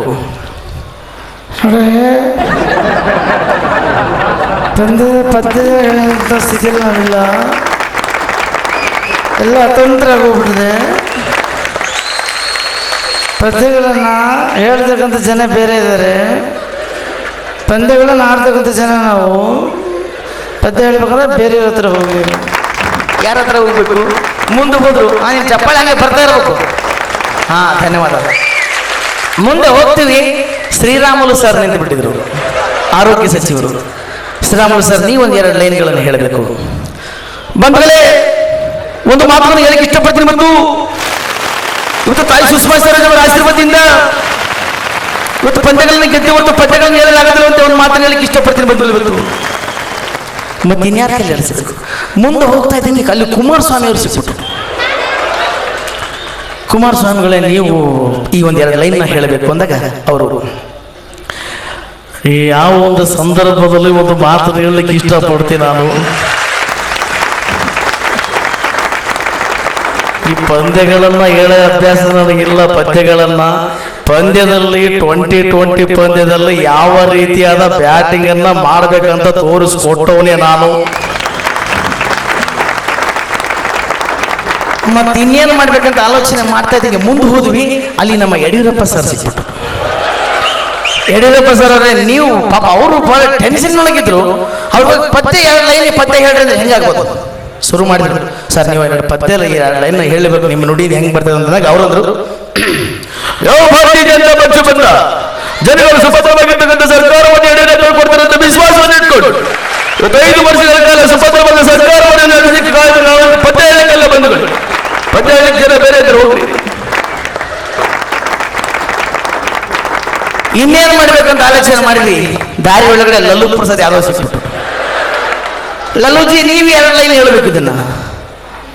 सोचने की बात है, अब हम तो हिंदी पढ़ते बोलते हैं लेकिन कन्नड़ नहीं आता है. ಮತ್ತೆ ಇನ್ನೇನು ಮಾಡಬೇಕು ಆಲೋಚನೆ ಮಾಡಿದ್ವಿ. ಬೇಡ ಅಂತಂದ್ರು ನಮ್ಮ ಧೀರೇಂದ್ರ ಗೋಪಾಲ್ ಅವ್ರನ್ನ ಕಳಿಸಿದ್ವಿ. ಈ ಪದ್ಯದ ಎರಡು ಲೈನ್ ನೀವು ಯಾರ ಕೈಲಿ ಹಾಡಿಸಿದ್ರೆ ಅಂದಾಗ ನಮ್ಮ ಧೀರೇಂದ್ರ ಗೋಪಾಲ್ ಅವ್ರು ಹೋಗಿ ಕೇಳ್ತಾರೆ ಯಾರನ್ನ, ಶಾಸ್ತ್ರೀಯ ಸಂಗೀತಗಾರ. ಶಾಸ್ತ್ರೀಯ ಸಂಗೀತ ಸ್ವಲ್ಪ ಲೇಟ್ ಸ್ಟಾರ್ಟ್ ನೋಡ್ರಿ ಪಾಪ ಅವರು ಶುರು ಹಚ್ಕೊಂಡ್ರು. ಈ ಪದ್ಯ ಎರಡು ಲೈನ್ ಹೇಳ್ರಿ ಅಂದಾಗ ಶುರು ಮಾಡಿದ್ರು.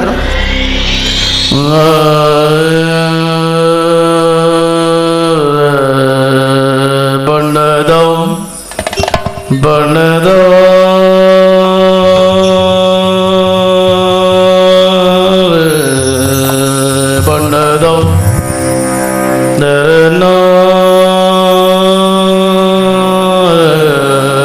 ಬಣ್ಣದ ಧೀರೇಂದ್ರ ಗೋಪಾಲ್ ಗಟ್ಟಿ ಕಾಲ್ಕೊಂಡ್ಬಿಟ್ರು. ಸ್ವಾಮಿ ಶಿವನೇ ಪರಮಾತ್ಮ, ಪದ್ಯ ಶುರು ಮಾಡಿ 2 ಗಂಟೆ ಆಯ್ತು, ಬರೀ ಬಣ್ಣನೇ ಅಂತಿದಿ ಶಿವ. ತಗಡಿ ಯಾವಾಗ ಅಂತಿದಿ, ತುತ್ತೂರು ಯಾವಾಗ ಅಂತಿದಿ, ಇದು ಆಗದೆ ಇರೋ ವಿಚಾರ ಕೈ ಬಿಟ್ಬಿಡು ಶಿವನೇ. ಇನ್ನೇನು ಮಾಡ್ಬೇಕು, ಯಾರ ಕೈಲಿ ಹೇಳ್ಸೋಣ ಅಂತ ಆಲೋಚನೆ ಮಾಡಿ ಮುಂದೆ ಹೊಂಟಿದ್ರು. ಅಲ್ಲಿ ಪ್ರಭುದೇವ್ ಸಿಕ್ಬಿಟ್ರು. ಪ್ರಭುದೇವ್ ಅವರು ಫೇಮಸ್ ಯಾವ್ದಕ್ರಿ?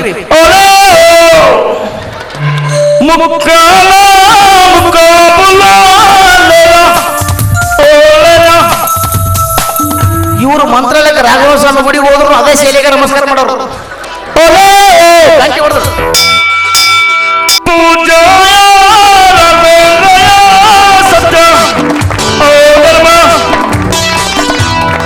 ಶುರು ಹಚ್ಕೊಂಡ್ರು. ಏನ್ ಮಾಡೋದು, ಇವ್ರ ಕೈಲಿ ಪದ್ಯ ಹೇಳಿಸಿದಂಗ ಶುರು ಹಚ್ಕೊಂಡ್ರು. ಅವ್ರ ಸ್ಟೈಲ್ ಒಳಗೆ ಏನ ಇದು ಚಿಕನ್ ಗುನಿಯ ಬಂದರ್ತಾರ ನಿಂತ್ಕೊಂಡ್ಬಿಟ್ರು. ನಾ ಹೇಳೋ ಸ್ಟೈಲ್ ಹೆಂಗಿರಿ ಅಂದ್ರು. ಹಂಗಂತ ಮಧ್ಯ ಶುರು ಹಚ್ಚಬೇಕಾಗಿತ್ತು ಶಿವ. ಶುರು ಹಚ್ಚ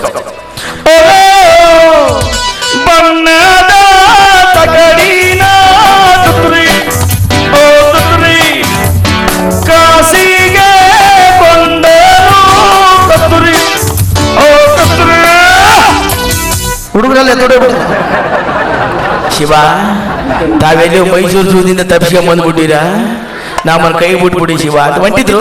ಹೋಗ್ತಾ ಇರ್ಬೇಕಾದ್ರೆ ದಾರಿ ಒಳಗಡೆ ಮಾಮ ಸಿಕ್ಕ. ಮಾಮ ನಾನು ಪದ್ಯ ಹೇಳ್ತೇನೆ. ಏನ ಇವು ಎಂತ ಝಲಕ್ ಬಂದ್ಬಿಡ್ದು ಗಾಡಿ, ನೀನು ಆಡಿದ್ಯಾ ನೋಡಿಲ್ಲ. ನಾನು ಆಡ್ತೀನಿ ಮಾಮ, ಒಂದ್ ರೆಕಾರ್ಡ್ ಆಡಿ ತೋರಿಸ್ತೀನಿ. ಒಂದ್ ಸ್ಯಾಂಪಲ್ ಹೋಗಿ, ಒಂದ್ ಸ್ಯಾಂಪಲ್ ರೆಕಾರ್ಡ್ ಹೋಗಿದ್ದಾನವ. ಹೆಂಗ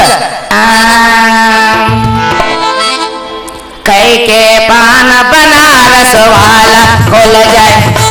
ತಡಿ ಮಾಮ, ಅಕ್ಕ ಚಪ್ಪಳಿ ಬಿಡಿ ನೀವು. ಮಾಮ ನೀವು ಬಿಡ್ರಿ, ಸೀದಾ ಬಡವ್ರು ನಡೆದ್ರೆ ನಮ್ಗೆ ಸ್ವಲ್ಪ ಕ್ಲಾಸ್ ಹೊಡಿಬೇಕು. ಕೈ ಕೆ ಪಾನ ಬನಾರಸ್ ವಾಲ ಕೊಲ ಜಾಯ್ ಬಂದ ಅಖಲ್ ಕಾ ತಾಲ, ಫಿರ್ ತೋ ಐಸಾ करे कमाल सीधे कर दे सबके चाल. ಸಾಕು ಬಿಡಮ್ಮ, ಶಾಂಪಲ್ ಇರೋದು. ಇವರು ಬಂದು ಪದ್ಯ ಹೇಳಿದ್ರು. ಶಾಬಾಯಿಸ್ ಗಂಡ ಪಾಪ ನಾಳೆ ಪದ್ಯ ಹೇಳ್ಬಿಡಮ್ಮ. ಇವರು ಬಂದು ಸುದು ಬಣ್ಣ ತಗಡಿ ತುತ್ತಿರ್ತಾರ. ಶುರು ಹಚ್ಕೊಂಡ ಚಪ್ಪಳೆ ಮರೆಯಂಗಿಲ್ಲ ಕೈ ಕೆ ಪಾ. ಮತ್ತೆ ಅಲ್ಲಿಗೆ ಹಿಂದ್ಕೊಡ್ತಿದ್ರು ಗಾಡಿ. ಯಾವ ಬಣ್ಣದ ತಗಡಿನ ತೊಟ್ಟೋರೆ ಎಲ್ಲ ಮಾತಾಯಿ ಕಾಸಿಗೆ ಕೊಂಡನ ಕಸ್ತೋರೆ. ಸರಿಗಾಮ ಬದಲಿಸ ಹೋಗಿದ ಎಲ್ಲ ಮಾತಾಯಿ ಸರಿದಾಪ ಮಗರಿಸ ಬಾಚಿದ. ಯಾವ ಬಣ್ಣದ ತಗಡಿನ ತೊಟ್ಟೋರೆ ಎಲ್ಲ ಮಾತಾಯಿ ಕಾಸಿಗೆ ಕೊಂಡನ ಕಸ್ತೋರೆ. ಸಾಕು ಬಿಡಮ್ಮ, ಇನ್ನ ಬಿಡಿಯಲ್ಲಿ ಭಾಳ ಬಂದಿರಲಿ. ಇದೇ ನಮ್ಮ ಧೀರೇಂದ್ರ ಗೋಪಾಲ್ ಅವರು ಮಕ್ಕಳಿಗೆ ಸಾಹಿತ್ಯ ಬರ್ಕೊಂಬ ಅಂತ ಹೇಳಿದ್ದಾರೆ. ಸಿನಿಮಾ ದಾಟಿಯಾಗಿರ್ಬೇಕು, ಒಳಗಡೆ ಸಾಹಿತ್ಯ ಮಾತ್ರ ಚೇಂಜ್ ಇರಬೇಕು. ಹೆಂಗಿರ್ಬೇಕು? ಮೊದಲು ಹೆಂಗ್ ಸಾಹಿತ್ಯ ಇರ್ತಿತ್ರಿ, ಈಗ ಹೆಂಗಿದೆ ನೋಡ್ರಿ. ಮೊದಲಿನ ಸಾಹಿತ್ಯ ಬಹಳ ಚಂದ ಇರ್ತಿತ್ತು. ಆ ಕಾಲ ಚಂದವೋ ಈ ಕಾಲ ಚಂದವೋ ಯೋಚನೆಯ ಮಾಡಿ ನೀವು ಹೇಳಬೇಕು. ಯಾರೊಬ್ಬರು ನೋಡದಂತೆ ದಾನ ಧರ್ಮ ಮಾಡುತ್ತಿದ್ದ ಪುಣ್ಯವಂತರು ಬಾಳಿದಂತ ಆ ಕಾಲ. 10 ರೂಪಾಯಿ ದಾನ ಮಾಡಿ ಇಷ್ಟೆಲ್ಲ ಫೋಟೋ ತೆಗೆಸಿ ಪೇಪರ್ನಲ್ಲಿ ಪ್ರಿಂಟ್ ಹಾಕ್ಸೋ ಈ ಕಾಲ. ಆ ಕಾಲ ಚಂದವೋ ಈ ಕಾಲ ಚಂದವೋ ಯೋಚನೆಯ ಮಾಡಿ ನೀವು ಹೇಳಬೇಕು. ನಮ್ಮ ಮಾಸ್ಟರ್ ಧೀರೇಂದ್ರ ಗೋಪಾಲ್ ಮಕ್ಕಳಿಗೆ ಹಾಡು ಬರ್ಕೊಂಬ ಅಂತ ಹೇಳಿದ್ದಾರೆ. ಒಬ್ಬ ಹುಡುಗರು ಒಂದು ಹಾಡ್ತಿದ್ದಾರೆ. ಮಕ್ಕಳೇ ಭಜನೆಲ್ಲ ಬರ್ಕೊಂಡು ಬಂದಿದ್ದೀರಾ? ಒಬ್ಬ ಹುಡುಗ, ಸರ್ ನಮ್ಮಪ್ಪ ನಮ್ಮಮ್ಮ ಜಗಾಡ್ತಾರೆ ಸರ್, ಹೋಮ್ವರ್ಕ್ ಮಾಡೋದಾಗಿಲ್ಲ ಸರ್, ಹೋಮ್ವರ್ಕ್ ಮಾಡಿಲ್ಲ ಅಂದ್ರೆ ನೀವು ಪಡಿತೀರಾ ಸರ್, ನಮ್ಮ ಮಮ್ಮಿ ಎದುರ ಮನೆ ಆಂಟಿ ಪ್ರತಿ ಮುಚ್ಚಲ ಬಾಯಿನ ತೆರಬಹುದು ನನ್ನ ಮಗನೇ. ನಿಮ್ಮ ಮನೆ ಪರಿಸ್ಥಿತಿನೇ ಒಂದು ರೆಕಾರ್ಡ್ ಮಾಡಿ ಆಡ್ತೀನಿ ಸರ್. ನಮ್ಮ ಮಮ್ಮಿಗೂ ಎದುರ ಮನೆ ಆಂಟಿಗೂ ಜಗಳವೇ, ಪ್ರತಿದಿನ ನಡೆಯುವ ಜಗಳ ಬಿಡಿಸಲು ಸಾಧ್ಯವೇ? ನಮ್ಮ ಮಮ್ಮಿಗೂ ಆಂಟಿಗೂ ಒಂದೇ ಅನುಮಾನ. ಎಲ್ಲ ಅನುಮಾನ? ನಿನ್ನ ಅನುಮಾನ ಪೆಂಡಿಂಗ್, ನಮಗೂ ಟೆನ್ಷನ್ ಮಾಡಬೇಡ. ಕ್ಲಿಯರ್ ಆಗಿ ಬಗೊಳ್ಳ. ಆಡ್ತೀನಿ ಸರ್. ನಮ್ಮ ಮಮ್ಮಿಗೂ ಎದುರು ಮನೆ ಆಂಟಿಗೂ ಜಗಳವೇ, ಪ್ರತಿದಿನ ನಡೆಯುವ ಜಗಳ ಬಿಡಿಸಲು ಸಾಧ್ಯವೇ?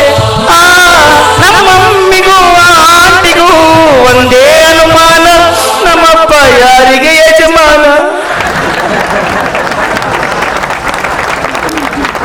ಇದಕ್ಕೆ ಪರಿಹಾರ ನಿಮ್ಮ ಮನೆಗೆ ಕಾಣ್ಕೋಬೇಕಂತ ತಾವಿನ ಹೋಗ್ಬೋದು. Next sir, Hindi record conduct ಮಾಡೀನಿ ಸರ್. ಯಾವುದು?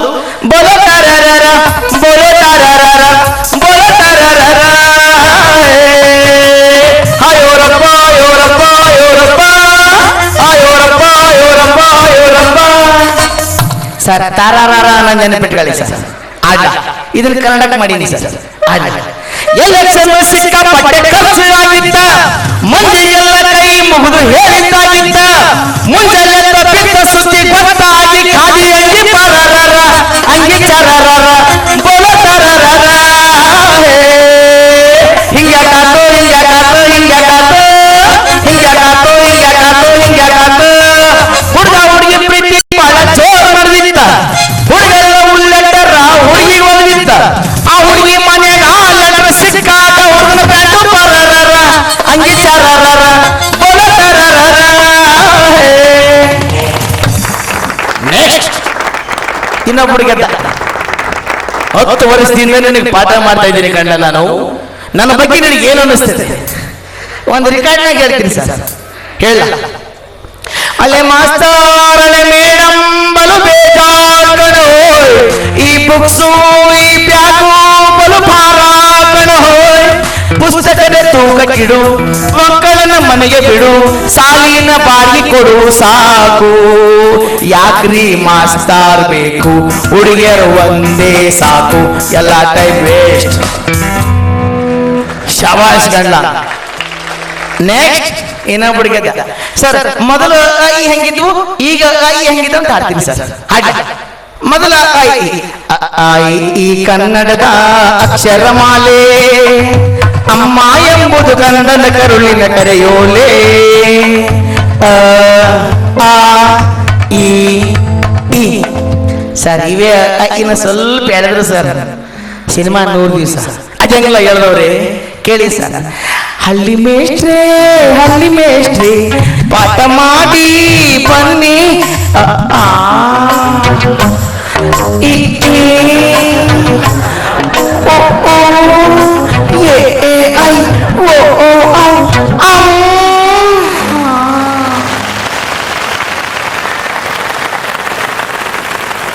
ನೆಕ್ಸ್ಟ್ ಅವು ಶಿಷ್ಯ ಟೆನ್ನಿಸ್ ಕೃಷ್ಣ. ಗುರುವೆ ಒಳಗಡೆ ಬರ್ಬೋದಾ? 5 ನಿಮಿಷದ ಕಡೆ ನಾನೇ ಹೊರಗಡೆ ಬಂದ್ಬಿಡ್ತೀನಿ. ಮೊನ್ನೆ ಇಂಟ್ರಿಗೆ ಹೋಗಿದ್ದಲ್ಲ, ಏನ್ ಕೇಳಿದ್ರು? ಓ ಅದ ವಿಧಾನಸೌಧ ಎಲ್ಲಿದೆ ಅಂತ ಕೇಳಿದ್ರು. ಹೈಕೋರ್ಟ್ ಎದುರಿಗಿದೆ ಅಂತೆ. ಹೈಕೋರ್ಟ್ ಎಲ್ಲಿದೆ ಅಂತ ಕೇಳಿದ್ರು, ವಿಧಾನಸೌಧ ಎದುರಿಗಿದೆ ಅಂತೆ. ಅವೆರಡು ಎಲ್ಲಿದ್ದೇವೆ ಅಂತ ಕೇಳಿದ್ರು, ಎದುರೇ ಬದ್ರೆ ಇದ್ದೇವೆ ಕಣ್ಣ. ನಾನು ಬಂದ್ಬಿಟ್ಟೆ. ಆಡ್ಲ ರಿಕಾರ್ಡ್ ಆಡ್ತೀನಿ ಗುರುವೆ ಬಂದಂಗೆ ಆಡೋನು. ನಿನ್ನ ಮನಸ್ಸಿಗೆ ಬಂದಂಗೆ ಆಡ ರಿಕಾರ್ಡ್. ಅಣ್ಣ ನೀ ಮೀಟಿದ ಬೇಜಾರ ಆಡೇ ಇಲ್ಲ ಬಾರಿಸ್ತೀರಾ? ಚಪ್ಪಾಳೆ ಹೊಡೆಬಿಡ್ರಿ ಒಂದ್ಸರಿ. ಖುಷಿನಾ? ನೀ ಮೀಟಿದ ಬೇಜಾರ ಚಪ್ಪಾಳೆ ಹೊಡೆದಿ ಅಂತ ಕೇಳಿದ ಆದ್ರೂ ಹೊಡೆದಿದ್ದೀರ. ಥ್ಯಾಂಕ್ಸ್. ಆಡ್ತೀನಿ ಗುರುವೆ ಬಂದಂಗೆ ಆಡೋದು. ನಿನ್ನ ಮನಸ್ಸಿಗೆ ಬಂದಂಗೆ ಆಡ ರಿಕಾರ್ಡ್. ನೀ ಮೀಟಿದ ನಾ ಮೀಟಿದೆ, ನೀ ಮೀಟಿ ನಾ ಮೀಟಿದೆ, ನೀ ಮೀಟಿದೆ ನಾ ಮೀಟಿದೆ, ನೀ ಮೀಟಿ ನಾ ಮೀಟಿದೆ, ಓ ನೀ ಮೀಟಿ ನಾ ಮೀಟಿ, ನೀ ಮೀಟಿ ನಾ ಮೀಟಿ. ಮುಚ್ಚಲ ಬಾಯಿನ ಎಲ್ಲಿ ತನಕ ಕಂಡ ಇದ್ದಂಗೆ ಮೀಟದು? ಇದು ರೆಕಾರ್ಡ್ ಆಗೋವರೆಗೂ ಮೀಟದೆ ಮೀಟದೆ.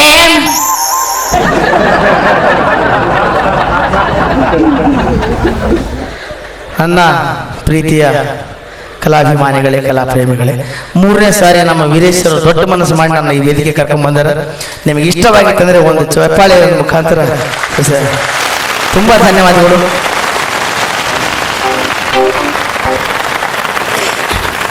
ಮುಂಬರುವ ಬ್ಯಾಟ್ಸ್ಮನ್ ನಮ್ಮ ತಂಡದ ಜಗಜ್ಜಟ್ಟಿ ಎದ್ದಿದ್ರಣ ಸ್ವಲ್ಪ ಜನ ನೋಡ್ಲಿ. ಮೆಲ್ಲಕ್ಕೆ ಮೆಲ್ಲಕ್ಕೆ ಮೆಲ್ಲಕ್ಕೆ ನಿಧಾನ ನಿಧಾನ ಸ್ವಲ್ಪ ಏನಂದ್ರೆ ಇಲ್ಲಿ ಎಂದು ಗುರು ಅಂಕುಶ ಬಿಟ್ಟಿರ್ತಾರೆ. ನಿನ್ನೆ ಕೂತು ಬಿಟ್ರೇನ ತ್ರಾಸ. ಇವರು ಈ ಪೊಸಿಷನ್ಗೆ ಬರಬೇಕಾದ್ರೆ ಒಳಗಡೆ ಒಂದು ಬನೀನ್ ಇದೆ, ಅದರ ಮೇಲೆ ಸ್ವೆಟರ್ ಇದೆ, ಅದರ ಮೇಲೆ ಚುಪ್ಪ ಇದೆ. ಇನ್ನು ಹಾಗೇ ಬಂದಿದ್ರೆ ಹೇಗಿರ್ತಿದ್ರು ಅನ್ನೋ ಚಿಂತೆ ನಿಮ್ಮ ತಲೆಯಲ್ಲಿದೆ. ಕರೆಕ್ಟ್ ಆಗಿದ್ರೆ ಚಪ್ಪಾಳೆ ಹೊಡಿಬೋದು, ಅದಕ್ಕೇನಿಲ್ಲ. ನೋಡ್ರಿ ನಾನು ಹೇಳ್ತೀನಿ ಸ್ವಲ್ಪ ತಪ್ಪಾಗ ಮನುಷ್ಯ ಹೇಳ್ತಾರಲ್ಲ, ಏನ್ ತೂಕದ ಮನುಷ್ಯ ಅಂದ್ರೆ ಏಮಂತಾನ.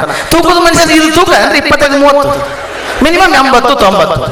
ಹೌದು, ನಾ ಅಂತೀನಿ. ಎಷ್ಟು ಸಲ ಮನೆಯಾಗ ಮಗಳು ಮರ್ಯಾದೆ ಕೊಡೋದಲ್ಲ. ಮಗಳಿಗೆ ಮೊನ್ನೆ ಮಗಳು ಅಮೂಲ್ಯ ಹೋಮ್ವರ್ಕ್ ಮಾಡಿಸ್ತಾನ, ಹೋಮ್ವರ್ಕ್ ಮಾಡು ಆ ಹುಡುಗಿ ಮಾಡ್ತಾ ಇಲ್ಲ. ನಾನು ಎಂಟ್ರಿ ಆದೆ, ಹೋಮ್ವರ್ಕ್ ಮಾಡ್ತಾ ಆ ಹುಡುಗಿ ಬೈತಾ ಇದ್ದ. ಆ ಹುಡುಗಿ ನಾನು ಕೇಳಿದೆ, ಯಾಕಮ್ಮ ಹೋಮ್ವರ್ಕ್ ಮಾಡ್ತಾ ಇಲ್ಲ? ಅಂಕಲ್ ನಾನು ಹೋಮ್ವರ್ಕ್ ಮಾಡಲ್ಲ. ಯಾಕೆ ಮಾಡ್ತಾ ಇಲ್ಲ? ನಾನು ನಮ್ಮ ಟೀಚರಿಗೆ ಪ್ರಾಮಿಸ್ ಮಾಡಿದ್ದೀನಿ. ಏನಂತ? ನಾನು ಕರ್ಕೊಂಡು ಬರ್ತೀನಿ, ಹೋಮ್ವರ್ಕ್ ಮಾಡಲ್ಲ. ಹೌದು, ನನಗೆ ಟೆನ್ಷನ್ ಆಯ್ತು. ಹೌದು, ನಿನಗೆ ಹೋಮ್ವರ್ಕ್ ಏನು ಕೊಟ್ಟಾರ? ಅಸ್ಥಿ ಪಂಜರ ಇಳಿಸ್ಕೊಂಡು ಬಾ ಅಂತ ಹೇಳಿ. ನಾನು ಟೀಚರ್ ಪ್ರಾಮಿಸ್ ಮಾಡಿದ್ರೆ ಕರ್ಕೊಂಡು ಬರ್ತೀನಿ ಅಂತ. ನಮ್ಮ ಪಪ್ಪನ ಕಳಿಸ್ರಿ. ಇಷ್ಟು ಮರ್ಯಾದೆ ಸಾಕಾಯಿ? ಆಯ್ತು, ಇದು ಬಿಡ್ರಿ. ನಾವು ಗುಲ್ಬರ್ಗ ಕಾರ್ಯಕ್ರಮ ಕೊಡ್ಲು ಇದು ಭಯಂಕರ ಸೆಕಿ. ಒಂದು ಹೋಟೆಲ್ನ ಮಳಿಸಿದ್ದು. ಆ ಕಡೆ ಪ್ರಾಣೇಶ್ವರ, ಈ ಕಡೆ ನಾನು ನಡಬರ್ಕ ಅವ್ರು ಮಲ್ಕೊಂಡಿದ್ದೀವಿ. ಅವ್ರಿಗೆ ಒಂದು ಟೈಮ್ ಎಚ್ಚರ ತಕ್ಷಣ ಮಾಡಿ ಹಿಡಿತೀವಿ ನಾವು. ಬಡಿತಾ ಓಕೆ ಸರ್ ಆಯ್ತು. ಒಂದ್ಸಲ ಏನಾಗ್ಬಿಡ್ತು, ಫ್ಯಾನ್ ಹಾಕಿಬಿಟ್ಟಿವಿ. ಇಲ್ರಿ ಪಕ್ಕಕ್ಕೆ ಏನೋ ಗದ್ದಲ ಆಯ್ತು. ನಾವು ಎಲ್ಲ ಕಡೆ ಹೋಗಿ ಹುಡುಕಾಡ್ತೀವಿ, ಎಲ್ಲಿ ಇಲ್ಲ. ಏನ್ ಮಾಡ್ಬೇಕು? ಲಾಡ್ಜ್ ಮಾಲಕರಿಗೆ ಹೇಳಿದೆ, ಏನ್ರಿ ನಮ್ಮ ಹುಡುಗ ಕಾಣ್ತಾ ಇಲ್ಲ ಅಂದಾಗ ಅವ್ರು ಬಂದ್ರು, ಹುಡುಕಾಡಿದ್ರು. ಅವ್ರು ಬಂದು ನಮಗೆ ಬೈದಿದೆ. ನಿಮ್ಗೇನು ಗೊತ್ತಿಲ್ಲನ್ರಿ, ಮನುಷ್ಯರಿದ್ರೆ ಏನಿದ್ರಿ ನೀವು? ನಿಮ್ಮ ಹುಡುಗ ಇದೇ ರೂಮಲ್ಲಿ ಇದ್ದಾನೆ, ಇಲ್ಲೇ ಇದ್ದಾನೆ. ಎಲ್ಲಿದ್ದಾನೆ ಸರ್? 5 ನಂಬರ್ ಫ್ಯಾನ್ ಹಾಕಿಬಿಟ್ಟಿಲ್ಲ, ಮ್ಯಾಲೆ ತೇಲ್ ಹಾಕಿಬಿಟ್ಟಾರೆ ಗಾಳಿಗೆ. ಮತ್ತೆ ಹೆಂಗೆ ಲ್ಯಾಂಡ್ ಮಾಡಿದವ್ರು ಅಂತ ಮತ್ತೆ ಒಂದೊಂದು ನಂಬರ್ ಕಡಿಮೆ ಮಾಡಿ ಬಂದ. ದುಬೈಗೆ ಹೋಗಿದ್ದು ರೀ. ದುಬೈದಾಗ ಒಂದು ಮಷೀನ್ ಅದ. ಒಂದು 5 ರೂಪಾಯಿ ಕಾಯಿನ್ ಹಾಕಿಬಿಟ್ರೆ ಏನಿರ್ಬೇಕು, ಎಷ್ಟು ತೂಕ ಇರಬೇಕು, ಎಷ್ಟು ಇರ್ಬೇಕು. ನಾ ಹೋಗಿ ನಿಂತೆ, ಅದು ಹೇಳೋದು ಬೇಡ. ಇವರು ಕರ್ಕೊಂಡೋಗಿ ಜುರಿ ಮಾಡಿ ನಿಲ್ಲಿಸಿ, ನಾನು ಫೋರ್ಸ್ ಮಾಡಿ ಬಾ ಬಾ ಬಾ ಬಾ ಅಂತ ಮ್ಯಾಲೆ ನಿಂದ್ರಂದೆ. ನಿಂತೀನಿ ಅಂದ. 5 ರೂಪಾಯಿ ಕಾಯಿನ್ ಹಾಕಂಡೆ. 5 ರೂಪಾಯಿ ಕಾಯಿನ್ ಹಾಕಿದ್ದೆ. ಆ ಮಷೀನ್ ನೋಡಿ ಕರೆಕ್ಟ್ ನೋಡ್ತೀನಿ. ನಿಂತಿದ್ದಿಲ್ಲ, ನಿಂತಿಲ್ಲ, ಕಾಣಿಸೋದು ನನ್ನಂದವ. ಆಯ್ತು, ನಿಂತಿದ್ದೆ. ನಿನ್ನ ಕನ್ಫರ್ಮ್ ಆಗ್ಯದ, ನಾನು ನಿಂತೀನಿ. ಕಾಯಿನ್ ಹಾಕ್ಯಾನ. ಮಷೀನ್ ಏನು ಹೇಳಕ್ಕೆ ಶುರು ಮಾಡಿ, ದಯವಿಟ್ಟು ನಿಮ್ಮ 2 ಕಾಲುಗಳನ್ನು ಮೇಲಿಡಿ, ದಯವಿಟ್ಟು ನಿಮ್ಮ 2 ಕಾಲುಗಳನ್ನು ಮೇಲಿಡಿ. ಇದು ನಿಂತಿದ್ದು ಲೆಕ್ಕ ಇಲ್ಲದ ಮಷೀನಿಗೆ. ನಾನಿಂದ ನನ್ನ ಜನಮಕ್ಕೆ ಬೆಂಕಿ ಹಚ್ಚಲಿ. ನಾ ಅಲ್ಲಿ ದುಬೈಗೆ ಹೋಗಿ ಬೈಸ್ಕೊಂಡ್ ಬಂದಿಲ್ಲ ಮಷೀನ್ ಕಡೆ. ನಾನು ಹಂಗಾರ ಮಾಡಿ ನೀನು ನಿಂದ್ರಂತ, ನಾನು ನಿಂದ್ರದ ಹೋಗ್ಬಿಟ್ಟ. ಈಗ ನಿಮ್ಮ ಮಧ್ಯದ ತಮ್ಮ ದೇಹವನ್ನೇ ಕುರಿತು ಅದ್ಭುತವಾಗಿ ಮಾತನಾಡುವ ಬಸವರಾಜ ಮಹಾಮನಿಯವರು ಇದೀಗ ತಮ್ಮ ಎದುರಿಗೆ ಬರ್ತಾರೆ. ಚಪ್ಪಳಿಯೊಂದಿಗೆ ಅವರಿಗೆ ವೇದಿಕೆಗೆ ಸ್ವಾಗತಿಸೋಣ. ವಿಶೇಷವಾದ ಸೂಚನೆ, ಒಂದು ವಿಶೇಷ ಸೂಚನೆ ಇದೆ. ಏನಂದ್ರೆ ಅವ ಬಂದು ಈಗ ನನ್ನ ಬಗ್ಗೆ ಹೇಳ್ತಾನ, ಅದೆಲ್ಲ ಸುಳ್ಳು, ನೀವು ನಂಬಾರ.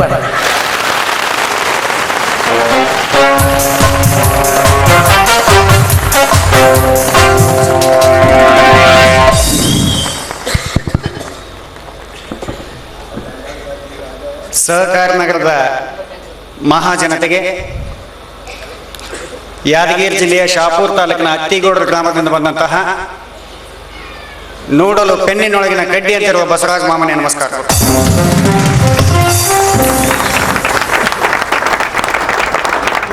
ನನ್ನ ಗೆಳೆಯ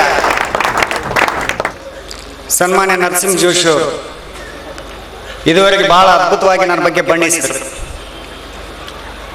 ಇನ್ನೊಂದು ವಿಧದಲ್ಲಿ ಹೇಳ್ಬೇಕಾಗಿತ್ತಂದ್ರೆ ಹೊಗಳಿದ್ರು, ಇನ್ನೊಂದು ವಿಧದಲ್ಲಿ ಹೇಳ್ಬೇಕಾಗಿತ್ತಂದ್ರೆ ಉಗಳಿದ್ರು. 3 ಕೆಲಸಗಳು ಅವ್ರು ಈ ವೇದಿಕೆಯಲ್ಲಿ ಮಾಡಿದ್ರು. ಅವ್ರು ಅನ್ನೋದೇನು ಸಮಾಜದಲ್ಲಿ ದಪ್ಪಿದ್ರ ಮರ್ಯಾದ ತೆಳ್ಳಗಿದ್ರ ಇಲ್ಲ ಅಂತೇಳಿ ಅವ್ರು ವಾದ ಮಾಡಿದ್ರು. ನಾನು ನಿಮ್ಮ ಮುಂದೆ ಅದು ವಿಷಯ ಕ್ಲಿಯರ್ ಮಾಡ್ತೀನಿ. ದಪ್ಪಿದ್ರ ಅದನ್ನು ತೆಳ್ಳಗಿದ್ರ ಇದೆ. ನಾನು ಮತ್ತು ಸನ್ಮಾನ್ಯ ಜೋಶಿ ಅವರು ಬಂದು ಇಲ್ಲಿ ನಿಲ್ತೀವಿ. ನಿಂತು ನಾವು ಇಬ್ರು ಕೂಡಿ ತಮ್ಮ ಹತ್ರ ಒಂದು ವಿನಂತಿ ಮಾಡ್ತೀವಿ. ನಾವು ಏನಪ್ಪ ವಿನಂತಿ ಅಂದ್ರೆ, ಇಲ್ಲಿಂದ ಮೆಜೆಸ್ಟಿಕ್ ತನಕ ನಮ್ಮಿಬ್ಬರಲ್ಲಿ ಯಾರಿಗಾದ್ರೆ ಒಬ್ಬರಿಗೆ ನೀವು ಸೈಕಲ್ ಮೇಲೆ ಕೂಡಿಸ್ಕೊಂಡು ಅಲ್ಲಿ ತನಕ ಡ್ರಾಪ್ ಕೊಡ್ರಪ್ಪ ಅಂತ ಕೇಳ್ತೀವಿ ನಾವು.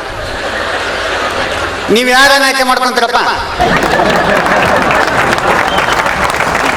ಚಪ್ಪಾಳೆ ತಟ್ಟಬಹುದು. ಯಾಕಂದ್ರೆ ಅವ್ರಿಗೆ ಮುಟ್ಬೇಕ್ರಿ. ಇದುವರೆಗೆ ನನ್ನ ಬಗ್ಗೆನೇ ಮಾತಾಡಿದ ಪುಣ್ಯಾತ್ಮ. ಮನುಷ್ಯ ಕೆಲಸ ಆಗೋದು ನೋಡ್ಬೇಕ್ರಿ, ತೂಕ ಇರೋದಲ್ಲ. ನಾನು ದಪ್ಪ ಆಗದೇನು ದೊಡ್ಡ ಆಗೋದಲ್ರಿ. ದಪ್ಪ 1 ತಿಂಗಳಲ್ಲಿ ಆಗಿ ತೋರಿಸ್ತೀನಿ. ನಾನು ಯಾಕೆ ದಪ್ಪ ಆಗೋಲ್ಲ ಅಂದ್ರ, ಸತ್ತ ಮೇಲೆ 4 ಮಂದಿಗೆ ಭಾರ ಆಗೋದ ಮೇಲೆ ನಾ ದಪ್ಪ ಆಗೋಲ್ಲ. ನಾನು ಈಗ ನೋಡ್ರಿ, ನಾನು ಸತ್ಯ ಅಂತ ತಿಳ್ಕೊಡ್ರಿ. ಸಹಕಾರ ನಗರದ ಮಹಾಜನತೆ ಎಲ್ಲ ಬಂದು ಖುಷಿಯಿಂದ ನಾನು ಹೆಣ ಒಯ್ದು ಬಿಡ್ತೇನೆ. ಮಾಮನೇನು ಸಣ್ಣ ಮಗುದ್ದಂಗೆ ನಡ್ರಿ ಹೋಯ ಮತ್ತೊಂದು. ಅದೇ ಜೋಶಿ ಹೋಗ್ಬಿಟ್ನಂತಂದ್ರೆ ಯಾರೂ ಈ ವೇದಿಕೆ ಸಮೀಪನೇ ಬರಕ್ಕೆ ಹೋಗಿಲ್ಲ. ನನಗೆ ಗೊತ್ತದ, ಕನ್ಫರ್ಮ್ ಆದ. ನನಗೆ ಜೋಶಿ ಮಾತನಾಡುವಾಗ ಗಮನಿಸಿದೆ. ನಾನು ಜೋಶಿ ಅವ್ರ ಬಗ್ಗೆ ಒಂದು ಕುತೂಹಲದ ವಿಷಯ ಹೇಳ್ತೇನೆ. ನಾನು ಆತನ ಬಗ್ಗೆ ಪರಿಚಯ ಮಾಡುವಾಗ ನನ್ನ ಇಡೀ ಕುಟುಂಬವನ್ನು ಈ ವೇದಿಕೆ ಮೇಲೆ ತಂದ ಪುಣ್ಯಾತ್ಮ. ನನ್ನ ಮಗಳು ಅಮೂಲ್ಯ ಏನಂತಳ, ಏನು ಎಲ್ಲ ಡೀಟೇಲ್ ಆಗಿ ಹೇಳಿದ. ಈಗ ಜೋಶಿ ಅವ್ರ ಬಗ್ಗೆ ಬಹಳ ಕುತೂಹಲದ ವಿಷಯ ಇರೋದು. ಜೋಶಿ ಅವರ ಹೆಂಡತಿ ಈಗ ಒಂದು 8 ತಿಂಗಳ ಹಿಂದಗಡೆ ಗರ್ಭಿಣಿ ಆಗಿದ್ರು. ಅವರು ಹೆಂಡತಿ ತೋರ ಮನೆಯವರು ಇವ್ರ ಮನೆಗೆ ಸೀಮಂತ ಕಾರ್ಯಕ್ರಮಕ್ಕೆ ಅಂತೇಳಿ ಬಂದಿದ್ರು. ನಮ್ಮ ಉತ್ತರ ಕರ್ನಾಟಕ ಭಾಷೆಯಲ್ಲಿ ಹೇಳ್ಬೇಕಾದ್ರೆ ಕುಂಸ ಮಾಡೋದಂತ ಸೀಮಂತ ಕಾರ್ಯಕ್ರಮ ಅಂತೇಳಿ ಬಂದಿದ್ರು. ಸಾಧ್ಯ ಆದ್ರೆ ಜೋಶಿ ಅವ್ರ ಅಭಿನಯ ಮುಂದೆ ಬರಬೇಕು. ನಿಮ್ಮ ಚಪ್ಪಾಳೆ ನೋಡೋ ಬಂದಂಗೆ ಕಾಣಿಸ್ತದವ್ರು.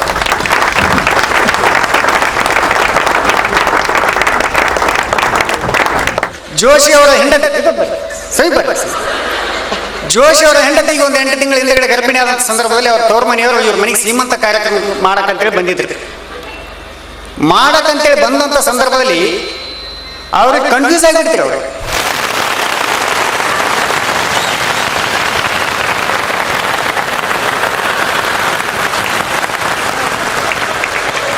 ಏನು ಕನ್ಫ್ಯೂಸ್ ಅಂತಂದ್ರ, ಇವ್ರ ಹೊಟ್ಟೆ ಮತ್ತೆ ಇವ್ರ ಹೆಂಡತಿ ಹೊಟ್ಟೆ ನೋಡಿ ಯಾರಿಗೆ ಸೀಮಂತ ಮಾಡೋರು ಅಂಬೋದೇ ಅವ್ರು ತಿಳಿಲಿಲ್ಲ. ಅವರು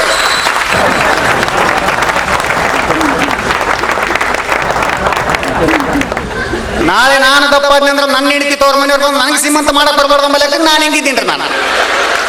ನಾನು ಹಿಂಗಿದ್ದು ಸರಿಯೋ ತಪ್ಪತ್ತಾವ ಚಪ್ಪಾಳೆ ಮೂಲಕನೇ ತಿಳಿಸ್ಬೇಕಾವ.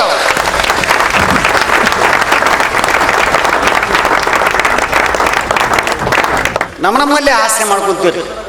ಜೋಶಿ ಬಗ್ಗೆ ಏನೇ ಹೇಳಿರಿ, ನಿಜವಾಗಿ ಹೇಳ್ತೀನಿ ರೀ, ನನ್ನ ಬಗ್ಗೆ ಎಷ್ಟೇ ಹೊಗಳಿ ಮಾತಾಡಲಿ ತಗಳಿ ಮಾತಾಡಲಿ ಏನೇ ಮಾತಾಡಲಿ, ಆದ್ರೆ ಮನಸ್ಸಿನಿಂದ ಭಾಳ ಆ ವ್ಯಕ್ತಿ ನೀಚ ಮನುಷ್ಯ. ಸುಮ್ಮನೆ ತಮಾಷೆಗೆ ಹೇಳಿದೆ, ಒಳ್ಳೆ ಗೆಳೆಯರು ನಾವಿಬ್ರು. ನನಗೂ ಇಂಥ ಅದ್ಭುತವಾದಂಥ ದೇಹಸ್ಥಿತಿ ಬಗ್ಗೆ ಜನ ಹೆಂಗೆ ಮಾತಾಡ್ತಾರೆ ಅನ್ನೋದು ಆ ವ್ಯಕ್ತಿ ಈ ವೇದಿಕೆ ಮೇಲೆ ತಂದ. ನನಗೊಂದ್ಸಲ ಮೈಯಲ್ಲಿ ಹುಷಾರಿದ್ದಿಲ್ಲ, ಆಸ್ಪತ್ರೆಗೆ ಹೋಗಿದ್ದೆ. ನನ್ನ ನೋಡಿದ ತಕ್ಷಣ ಕಂಪೌಂಡರ್ ಡೈರೆಕ್ಟಾಗಿ ಒಳಗೆ ಒಟ್ಟು ಕ್ಯೂನೇ ಕೂರಿಸ್ಲಿಲ್ರಿ, ಹೋಗ್ತಮ್ಮ ನೀನು ಅಂತಂದ. ನಾನೇನು ತಿಳ್ಕೊಂಡೆ, ನನಗೆ ಇತ್ತೀಚೆಗೆ TV 9 ಸುವರ್ಣ ಚಾನಲ್ದಾಗ ಎದುರಾಗಾದ್ರೆ ನೋಡಿರ್ಬೋದು, ನನ್ನ ಅಭಿಮಾನಿ ಅಂತ ತಿಳ್ಕೊಂಡು ನಾ ಸಂತೋಷದಿಂದ ಒಳಗಡೆ ಹೋಗ್ತಾ ಇದ್ದೆ. ಒಂದು 20 ಜನ ಪೇಷಂಟ್ ಮೊದಲ ಬಂದು ಕುಳಿತಿದ್ರು. ಅವರೆಲ್ಲ ಸಿಟ್ಟಿಗೆ ಬಂದರು. ಲೇ ಮಗನ, ನಾ ಬಂದು 1 ಗಂಟೆ ನಮಗೆ ಒಳಗೆ ಬಿಟ್ಟಿಲ್ಲ, ಮಹಾಮನಿಗೆ ಯಾಕೆ ಒಳಗೆ ಬಿಟ್ಟಿ ಅಂತ ಕೇಳಿದ್ರು. ಇಷ್ಟಂದ ಕೂಡಲೇ ಕಂಪೌಂಡರ್ ಅಂದ, ನೋಡಿದ್ರೆ ಗೊತ್ತಾಗ್ಲ ಪೇಷಂಟ್ ಭಾಳ ಸೀರಿಯಸ್ ಅದಂದ. ಈ ಮಾತನ್ನು ಕೇಳಿಸ್ಕೊಂಡು ಅತ್ಯಂತ ದುಃಖದಿಂದ ಒಳಗಡೆ ಹೋದೆ ನಾನು. ಡಾಕ್ಟರ್ ಕೇಳಿದ್ರು, ಏನಾಗಪ್ಪ ಮಹಾಮನಿ ಅಂತ ಕೇಳಿದ್ರು. ಏನಿಲ್ಲ ಸರ್, 1 ತಿಂಗಳಾಯ್ತು ಕೆಮ್ಮಾಗ್ಯದ, ಒಟ್ಟು ಕೆಮ್ಮುನೇ ಕಡಿಮೆ ಆಗಿಲ್ರಿ, ಭಾಳ ಮಾಡಿ ಕಫ ಆಗಿರ್ಬೇಕ್ರಿ, ದಯವಿಟ್ಟು ಎಕ್ಸ್ರೇ ತೆಗೆದು ನೋಡ್ರಿ ಅಂದೆ ನಾನು. ಡಾಕ್ಟರ್ ಅಂದ್ರು, ಏನ್ ಎಕ್ಸ್ರೇ ತೆಗೆದ್ಬೇಕಾಗಿತ್ತಮ್ಮ, ಅಂಗಿ ಬಿಚ್ಚಿನಿಲ್ಲ ಎಲ್ಲ ಕಾಣ್ತದಂದ್ರ ಅವ್ರು. ಇಂಥ ಅದ್ಭುತವಾದಂಥ ಮೈಕಟ್ಟುಳ್ಳಂಥ ಮನುಷ್ಯ ನನಗೆ ಸುಮಾರು 3 ವರ್ಷಗಳ ಕೆಳಗಡೆ ಒಂದು ಸಿನಿಮಾದಲ್ಲಿ ನಾಯಕ ನಟನಾಗುವ ಅವಕಾಶ ನನಗೆ ಬದಿಗಿಂದಿತ್ತು. ಎದಿ ಹೊಡ್ಕೊಂಡು ಸಾಯ್ತೀರ ಆ ಸಿನಿಮಾದ ಹೆಸರು ಕೇಳಿದ್ರೆ. ನಾ 3 ಜನ ಜನಾರ್ದನ್ ಲಾಡ್ಜಲ್ಲಿ ಕುಂತಿದ್ವಿ. ಯೋಗರಾಜ್ ಭಟ್ರು ಫೋನ್ ಮಾಡಿದ್ರು, ಯಾವ ಸಿನಿಮಾ ಗೊತ್ತದ ಅದು? ಮುಂಗಾರು ಮಳೆ. ಯಾರು ನಂಬಂಗಿಲ್ರಿ, ಬಂದದ್ದು ಅವಕಾಶ ನನಗೆ ಫಸ್ಟ್ ಅದು. ನಾ 3 ಜನ ಕುಂತಾಗ ಯೋಗರಾಜ್ ಭಟ್ರು ಫೋನ್ ಮಾಡಿದ್ರು, ದಯವಿಟ್ಟು ನೀವು 3 ಜನ ನಮ್ಮ ಸ್ಟುಡಿಯೋಕ್ಕೆ ಬರ್ಬೇಕಂತಂದ್ರು. ನಾವು ಓದಿ, ಏನ್ ಸರ್ ಬರ್ಲಿಕ್ಕೆ ಹೇಳಿದ್ರೆ, ಏನಿಲ್ಲ ನಿಮ್ಮ 3 ಜನರಲ್ಲಿ ಒಂದು ವಿನಂತಿ, ನಾನು ಮುಂಗಾರು ಮಳೆ ಅಂತೇಳಿ ಸಿನಿಮಾ ಮಾಡ್ತಾ ಇದ್ದೀನಿ, ಅದಕ್ಕೆ ತಾವು 3 ಜನರಲ್ಲಿ ಯಾರಾದ್ರೂ ನಾಯಕನಾಗಬೇಕು, ಅದಕ್ಕೆ ನಾವು ನೋಡಿ ಸೆಲೆಕ್ಷನ್ ಮಾಡ್ತೀವಿ ಅಂತಂದ್ರು. ಆಯ್ತು ಸರ್ ಮಾಡಿ. ಗಂಗಾವತಿ ಪ್ರಾಣೇಶ್ವರ್ ನೋಡಿದ್ರು, ಸ್ವಲ್ಪ ವಯಸ್ಸಾದಂಗೆ ಕಾಣಿಸ್ತಾರೆ, ಸ್ವಲ್ಪ ಮೇಲಾಗಿ ಕಪ್ಪದಾರ ಅವರು, ಬೇಡ ಅಂತಂದ್ರು. ಜೋಶಿ ಅವ್ರಿಗೆ ನೋಡಿದ್ರು, ಗಿಡ್ಡ ಕದನ ಮತ್ತೆ ಹೊಟ್ಟೆ ಆಯ್ತಿರತ್ಗೆ ನಡೆಯಂಗಿಲ್ಲ ಅಂತಂದ್ರು. ನನ್ನ ಕಡೆಗೆ ನೋಡಿದ್ರು, ಸೂಪರ್ ನೀನೇ ಸೆಲೆಕ್ಷನ್ ಅಂತಂದ್ರು. ಯಾಕೆ ಹೇಳ್ರಿ, ನಾನು ಚಾಕು ಇದ್ದಂಗೆ ಇದ್ದೆ. ನಾನು ಸೆಲೆಕ್ಷನ್ ಮಾಡಿದ್ರೆ ಇವರಿಬ್ರು ಹೊರಗಡೆ ಕಳಿಸಿದ್ರು. ಆ ಸಿನಿಮಾ ಬಗ್ಗೆನೇ 1 ಗಂಟೆಗಳ ಕಾಲ ಹೇಳಿದ್ರು. 1 ಗಂಟೆಗಳ ಕಾಲ ಹೇಳುವಾಗ ನಾನು ನಡು ಕ್ವಶನ್ ಹಾಕಿದೆ, ಈ ಸಿನಿಮಾದ ಹೀರೋಯಿನ್ ಯಾರು ಅಂತ ಕೇಳಿದೆ ನಾನು. ಏನ್ರಿ ಹಿಂಗೆ ಕೇಳಕತ್ರಿ, ಇಲ್ಲೇ ಬಂದು ಕುಳಿತಿದ್ದಾರಲ್ಲ ಪೂಜಾ ಗಾಂಧಿ ಅಂದ್ರು. ಅಲ್ಲಿ ಪೂಜಾ ಗಾಂಧಿ ಬಂದು ಕುಂತಿದ್ರು. ನನಗೆ ಅವ್ರು ನೋಡಿದ ತಕ್ಷಣ ಈ ಸಿನಿಮಾ ಬಿಡಬಾರ್ದು, ಒಟ್ಟು ಮಾಡೇ ತಿರ್ಬೇಕಂತ ಅನ್ಕೊಂಡೆ ನಾನು. ಆ ಸಿನಿಮಾ ಬಗ್ಗೆ, ಮುಂಗಾರು ಮಳೆ ಸಿನಿಮಾ ಬಗ್ಗೆ 1 ಗಂಟೆಗಳ ಕಾಲ ಉಪನ್ಯಾಸ ನೀಡಿದ್ರು. 1 ಗಂಟೆ ನಂತರ ನಾನು ಅವ್ರ ಕಾಲಿಗೆ ಬಿದ್ದು ನಮಸ್ಕಾರ ಮಾಡಿ ಹೇಳ್ಬಿಟ್ಟೆ, ಸರ್ ನಾನು ಈ ಸಿನಿಮಾದಲ್ಲಿ ನಾಯಕನಾಗೋದಿಲ್ಲ, ಯಾವುದೋ ಒಂದು ಪಾತ್ರ ಕೂಡ ನನಗೆ ಬೇಡ ಅಂತಂದೆ ನಾನು. ನಿಮಗೆಲ್ಲ ಆಶ್ಚರ್ಯ ಆಗ್ಬೋದು, ಮಹಾಮನಿಯವರು ಗಣೇಶ್ ಅವರ ಸ್ಥಾನದಲ್ಲಿ ಕಾಣುವಂಥ ಒಂದು ಒಳ್ಳೆ ಅವಕಾಶ ಇತ್ತು. ಅಂತ ಸಿನಿಮಾ ಮಹಾಮನಿ ಯಾಕೆ ಬಿಟ್ರು ಅಂತಂದು. ನಾನು ಯಾಕೆ ಬಿಟ್ಟಿದ್ದೀನಿ ಸ್ನೇಹಿತರ, ಆ ಸಿನಿಮಾ ಗೊತ್ತದ? ಆ ಸಿನಿಮಾದ ಬಗ್ಗೆ ಯೋಗರಾಜ್ ಭಟ್ರು ಹೇಳುವಾಗ ಕೊನೆಯಲ್ಲಿ ಒಂದು ಮಾತು ಹೇಳಿದ್ರು, ಏನಂತೇಳಿ, ಈ ಸಿನಿಮಾದಲ್ಲಿ ಒಂದು ಸಾಂಗ್ ಇದೆ, ಹಾಡು ಅನಿಸುತ್ತಿದೆ ಯಾಕೋ ಇಂದು ಅಂತಂದು. ಈ ಹಾಡಿನಲ್ಲಿ ಪೂಜಾ ಗಾಂಧಿ ನಿಮ್ಮ ಎದಿ ಮೇಲೆ ಕಾಲಿಟ್ಟು ಹೋಗ್ತಾಳೆ ಅಂತಂದ್ರು.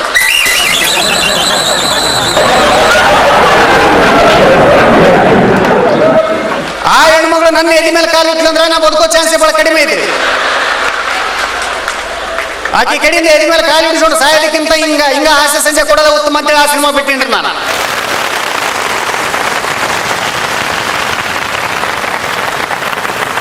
ನನಗೆ ಜೀವನ ಇಷ್ಟವಾದ್ರೆ ಏನು ಕೆಟ್ಟ ಅನಿಸ್ತಿಲ್ಲ. ನನ್ನ ಗುರುಗಳಂತ ಗಂಗಾವತಿ ಬೀಚಿಯವರು ಬೆಂಗಳೂರಲ್ಲಿ ಇದ್ದಾಗ ಒಂದು ಮಾತು ಹೇಳಿದ್ರು, ಮಹಾಮನಿ ನಿಮ್ಮ ಫೋಟೋ ನೋಡಿದ್ರೆ ಭಾಳ ಕೆಟ್ಟ ಅನಿಸ್ತ ಅಂತಂದ್ರೆ. ಯಾಕೆ ಸರ್?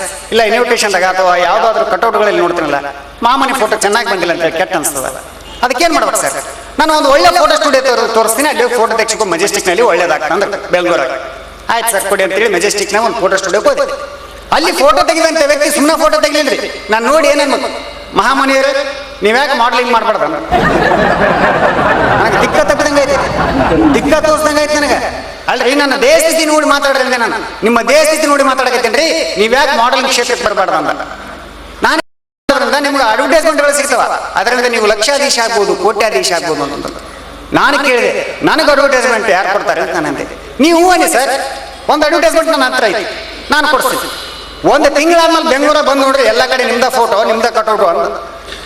ಆತನ ಮಾತು ಕೇಳಿ 1 ತಿಂಗಳಾದ್ಮೇಲೆ ನಾನು ಕಾರ್ಯಕ್ರಮ ಕೊಡ್ಲಿಕ್ಕೆ ಬೆಂಗಳೂರು ಬಂದೇನ್ರಿ.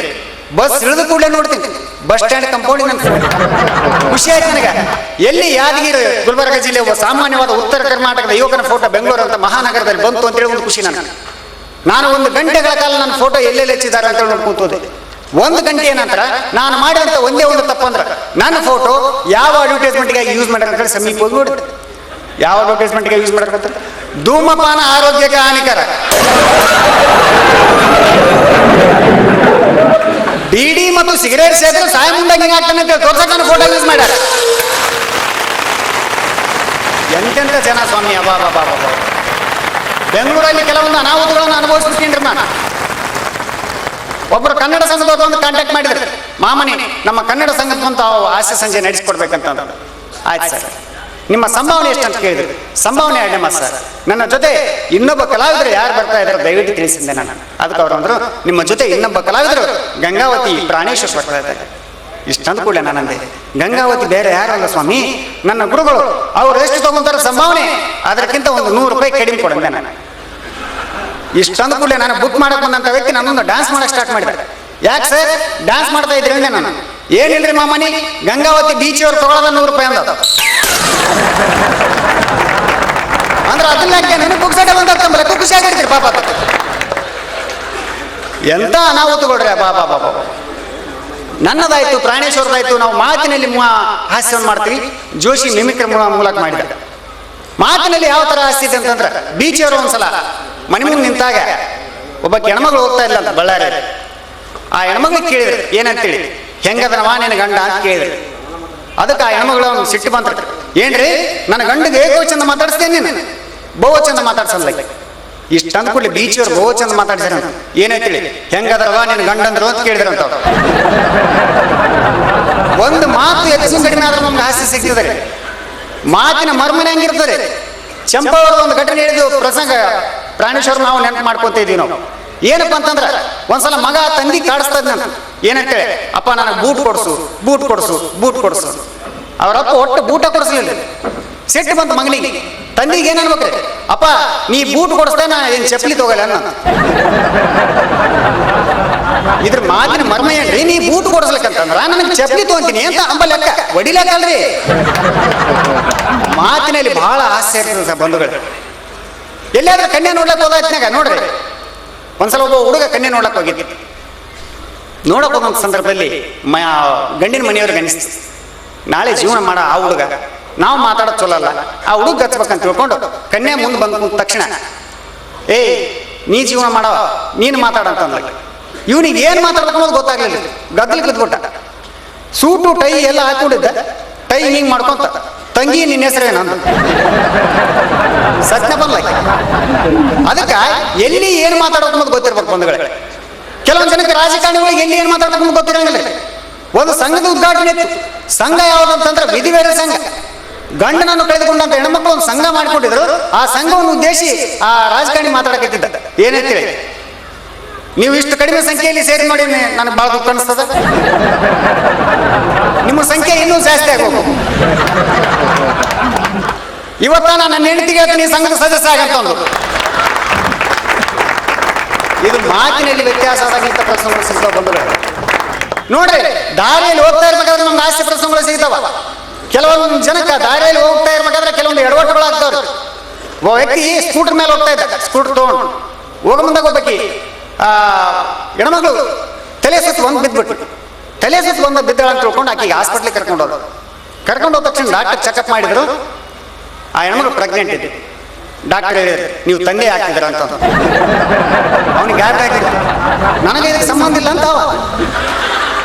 ಆ ಹೆಣ್ಮಗಳಿಗೆ ಸ್ವಲ್ಪ ಪ್ರಜ್ಞೆ ಬಂದಂಗೆ ಅನ್ಸಕತ್ತಿದ್ರಿ, ಕಣ್ಣು ಮಂಜು ಕಾಣಿಸ್ತಾ ಇದ್ವು. ಇದಕ್ಕೆ ಯಾರಮ್ಮ ಕಾರಣ ಅಂತ ಡಾಕ್ಟರ್ ಕೇಳಿದ್ರು. ಆಕೆಗೆ ಏನಿಸ್ತು, ತಂದು ಬಿಟ್ಟರು ಯಾರು ಅಂತ ಹೇಳಿ ಕೇಳಕತ್ತಾರ ಅಂತ ತಿಳ್ಕೊಂಡು ಈ ವ್ಯಕ್ತಿ ಅಂತ ಕೈ ತೋರಿಸ್ಬಿಟ್ರು. ಆ ವ್ಯಕ್ತಿ ಇನ್ನ ಗದ್ದಲ ಬಿದ್ದ. ಪೊಲೀಸ್ ಸ್ಟೇಷನ್ಗೆ ಫೋನ್ ಮಾಡಿದ್ರು, ಇಲ್ಲಿ ಒಂದು ಕೇಸ್ ನಡೆದ್ರೆ ಬರ್ರಿ ನೀವು ಅಂತ. ಪೊಲೀಸರು ಬಂದ್ರು. ಏನು, ಆ ಹೆಣ್ಮಗಳು ಪ್ರೆಗ್ನೆಂಟ್ ಅದ. ಆಕಿ ಕೇಳಿದ್ರೆ ಇತನೇ ಅಂತ ರೀಸನ್ ಹೇಳಕತ್ತಳ. ಇವ ಇದ್ರೆ ಇಲ್ಲ ಅಂತ ಏನ್ ಮಾಡ್ಬೇಕು, ಏನ್ ಮಾಡೋದಕ್ಕೆ ಏನೈತ್ರಿ, DNA ಟೆಸ್ಟ್ ಮಾಡ್ತಾರೆ ಅಂತ. DNA ಟೆಸ್ಟ್ ಮಾಡಿಸಿದ್ರು. ರಿಪೋರ್ಟ್ ಬಂತು ಏನಂತೇಳಿ, ಇವ ತಂದಿನೇ ಆಗ್ಲಕ್ ಸಾಧ್ಯ ಇಲ್ಲ ಅಂತೇಳಿ ಬಂತು. ತಂದಿನೇ ಆಗ್ಲಕ್ ಸಾಧ್ಯ ಇಲ್ಲ ಅಂತ ಕೂಡಲೇ ಅವನಿಗೆ ಟೆನ್ಷನ್ ಹೋಗ್ಬಿಡ್ತೈತಿ. ಔಟ್ಸೈಡ್ ಬಂದ. ಮೊದಲಿದ್ರೆ ಪಾರಾದ ಸಾಕ ಅನ್ನಂಗೆ ಆಗಿತ್ತು ಅವನಿಗೆ. ಔಟ್ಸೈಡ್ ಬಂದು ಸ್ಕೂಟರ್ ತೊಗೊಂಡು ಹೋಗ್ಲಕತ್ತೇನ್ರಿ, ಇನ್ನೊಂದು ಚಿಂತೆ ಕಾಡ್ಲಕತ್ತ ಅವನಿಗೆ. ಏನು ಚಿಂತೆ ಅಂತಂದ್ರ, ನನಗೆ ಮದುವೆ ಆಗ್ಯದ, 2 ಮಕ್ಕಳದವ, ಅವು ಯಾರು ಅಂತ. ಹೋಗೋ ಮುಂದಾಗ ಎಂತೆಂಥ ಘಟನೆಗಳು ತಗ್ಲಾಕಿ ಬಿಡ್ತಾರೆ ನಮಗೆ. ಕೆಲವೊಂದು ಜನ ವಿಚಿತ್ರ ಇರ್ತಾರೆ. ನಮ್ಮ ಕಡೆ ಬಹಳಷ್ಟು ಹೇಳ್ತಿರ್ತೀವಿ ಇಂಥ ಪ್ರಸಂಗಗಳು. ಏನಪ್ಪ ಅಂತಂದ್ರೆ, ಕಂಡಕ್ಟರ್ ಮದುವೆ ಆದ್ರೆ ಬಹಳ ಸಮಸ್ಯೆ. ಈ ಬಸ್ ಕಂಡಕ್ಟರ್ ಇರ್ತಾರೆ ಅವ್ರ ಮದುವೆ ಆದ್ರೆ ಭಾಳ ಕಷ್ಟ. ಮದುವೆ ಆಯ್ತು ಅಂತ ತಿಳ್ಕೊಡ್ರಿ, ಫಸ್ಟ್ ನೈಟ್ ದಿವಸ ಹೇಳ್ತಿ ಮಂಚದ ಮೇಲೆ ಕೂತಿಲ್ಲ ಅಂತ ತಿಳ್ಕೊಡ್ರಿ.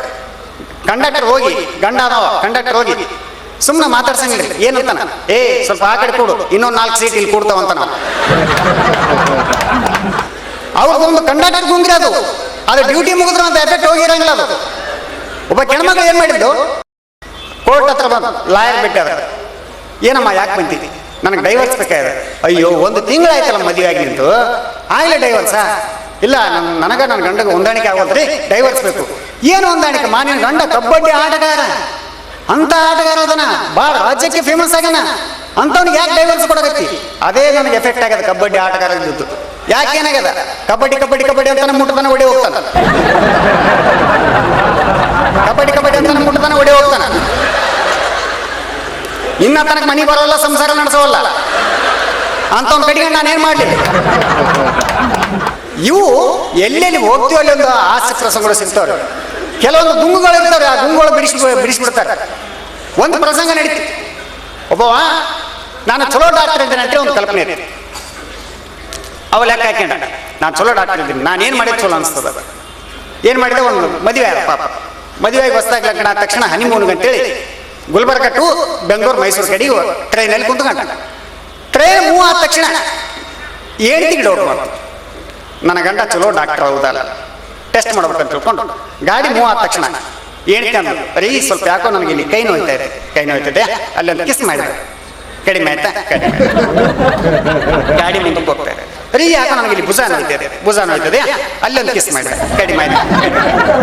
ಆ ಹೆಣ್ಮಗಳು ಒಟ್ಟು ಬಿಡೋದು, ರೀ ಯಾಕೋ ನನಗೆ ತಲೆ ನೋಸ್ತಾ ಇದೆ ಅಲ್ಲೊಂದು ಕಿಸ್ ಮಾಡಿದೆ, ಕಡಿಮೆ ಆಯ್ತಾ? ಕಡಿಮೆ ಆಯ್ತಾ? ಇದೆಲ್ಲ ನೋಡ್ಕೊಂತ ಮ್ಯಾಲೊಬ್ಬ ಕುಂತಿದ್ದಾರೆ. ಸರ ನಮಸ್ಕಾರ ಅಂತಂದ. ನಮಸ್ಕಾರ ಸರ, ಭಾಳ ಮಾಡಿ ನೀವು ಡಾಕ್ಟರ್ ಇರ್ಬೇಕು ನೋಡ್ರಿ. ಹೌದಮ್ಮ ನಾನು ಡಾಕ್ಟರ್ ಇದ್ದೀನಿ. ಸರ ನೀವು ಎಲ್ಲೆಲ್ಲಿ ಕಿಸ್ ಮಾಡ್ತಾ ಇದ್ದೀರಿ ಅಲ್ಲೆಲ್ಲ ಬ್ಯಾನಿ ಹೋಗ್ತಾ ಇದೆ, ತ್ರಾಸ ಹೋಗ್ತಾ ಇದೆ, ನನಗೊಂದು ತ್ರಾಸ ಐತಿ, ಕಡಿಮೆ ಮಾಡ್ತಾರೆ ಅಂತ ಕೇಳಿದೆ. ನಿನಗೇನಾಗಿದೆ ಅಂತ ಕೇಳಿದ್ರೆ, ನನಗ ಸರ್ ಕುಂತ್ರ ಕೂಡಕ್ಕಾಗೋದು, ನಿಂತ್ರ ನಿಂದ್ರಕ್ಕಾಗೋದು. ಅದೆಲ್ಲ ನಿನಗೇನಾಗ್ಯದ ಬೋಗಳು ಅಂತಂದ್ರೆ, ನನಗ ಸರ್ ಮೂಲವೇದ ಆಗ್ಯದ ಅಂದವ. ಸತ್ಯ ಬಂದ ಡಾಕ್ಟರ್. ಮುಂದಿನ ಸ್ಟೇಷನ್ ಯಾವಾಗ ಬರ್ತದೋ ಯಾವಾಗ ಹೇಳ್ಕೊತಾನೆ ಲೆಕ್ಕ ಬಂದ್ಬಿಟ್ಟಿದ್ದಾವ. ಅದಕ್ಕೆ ಆಜು ಬಾಜು ಪ್ರಯಾಣಿಕರು ಎಂತವ್ರು ಅಂತಾರ, ಏನು ನೋಡ್ಕೊಂಡು ನಾವು ಪ್ರಯಾಣ ಮಾಡ್ಬೇಕ್ರಿ ನಾವು. ಇಲ್ಗಂತಂದ್ರೆ ಇಂಥ ಘಟನೆಗಳು ನಡೆದು ಬಿಡ್ತಾವ ನಮಗೆ. ನಾನು ಗಂಗಾವತಿ ಬೀಚಿ ಮತ್ತು ನರಸಿಂಹ ಜೋಶಿ ಅವರು 3 ಜನ ಕಲಿತು ನಾವು ವೇದಿಕೆ ಮೇಲೆ ಇದ್ದಂತ 3 ಜನ ಕಲಾವಿದರು ಬಾಂಬೆ ಪಟ್ಟಣಕ್ಕೆ ಹೋಗಿದ್ದೀವಿ. ಅಲ್ಲಿನ ಸಂಘಟಕರು 30 ಅಂತಸ್ತಿನ ಬಿಲ್ಡಿಂಗ್ ಅಲ್ಲಿ ನಮ್ಗೆ ಬೆಳೆಸ್ಕೊಡ್ವಿ. 30ನೇ ಫ್ಲೋರ್ ಮೇಲೆ ನಮ್ಮ ರೂಮಿನ ವ್ಯವಸ್ಥೆ. ಅವ್ರ ಉದ್ದೇಶ ಏನಂತಂದ್ರೆ, ಬಂದಂತ ಅತಿಥಿಗಳು ಸುಲಭವಾಗಿ ಬಾಂಬೆ ಪಟ್ಟಣವನ್ನು ನೋಡ್ಬೋದು ಅಂತಂದು ನಾವು ಮ್ಯಾಲೆ ನಿಂತ್ಕೊಂಡು ನೋಡಿದ್ವಿ. ಬಾಂಬೆ ಭಾಳ ಚಲೋ ಅನಿಸ್ತೀರಿ. ಮತ್ತೆ ಬಂದು ಇಂಥ ಸಭೆಯನ್ನು ಉದ್ದೇಶ ಮಾತನಾಡಿ ಲಾಡ್ಜ್ಗೆ ಹೋದಿದ್ವಿ. ಲಾಡ್ಜ್ ರಿಸೆಪ್ಷನ್ ಕೌಂಟರ್ ಕುಳಿತಂತ ವ್ಯಕ್ತಿ ಒಂದು ಮಾತು ಹೇಳಿದ. ಏನಂತೇಳಿ, ಸರ್ ಲಿಫ್ಟ್ ಕೆಟ್ಟೋಗ್ಯದ ಅಂತ. ಲಿಫ್ಟ್ ಕೆಟ್ಟೋಗ್ಯದ ಮತ್ತೆ ಹೆಂಗ್ ಹೋಗ್ಬೇಕಂತ? ನಡ್ಕೊಂಡು ಹೋಗ್ಬೇಕು ಸರ್. ಯಾರು ಹೊತ್ಕೊಂಡು ಹೋಗಲ್ವಾ ಅಂತ ಕೇಳಿದೆ ನಾನು. ಇಲ್ಲ ಸರ್, ನಿಮಗಾದ್ರೆ ಹೆಂಗನಾಗ್ತದ? ಬೀಚ್ ಅವರಿಗೆ ನರಸಿಂಹ ಜೋಶಿ ಅವ್ರಿಗೆ ಯಾರು ಹೊತ್ಕೊಂಡು ಹೋಗ್ತಾರೆ ಸರ್?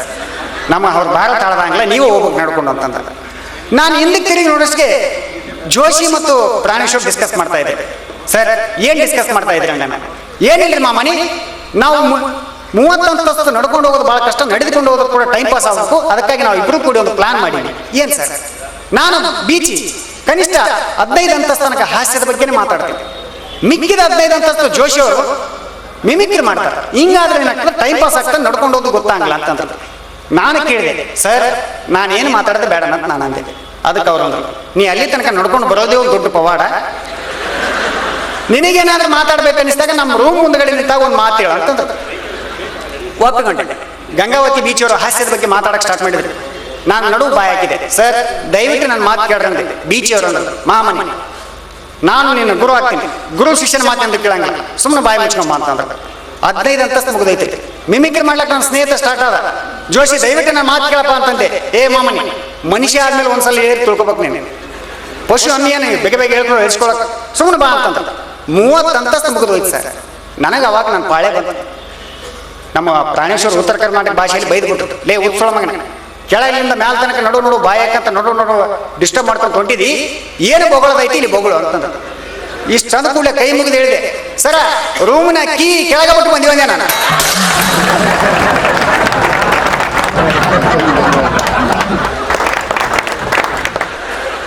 ಸತ್ಯ ಬಂತಂದ್ರೆ ಮಾಮನಿ ಹೋಗಿ ಕೀ ತೊಗೊಂಬಂತಂದ್ರೆ ನಾವು ಹೋಗ್ಲತ್ತ ಹೇಳಿದೆ ಮಗ ನಾನು.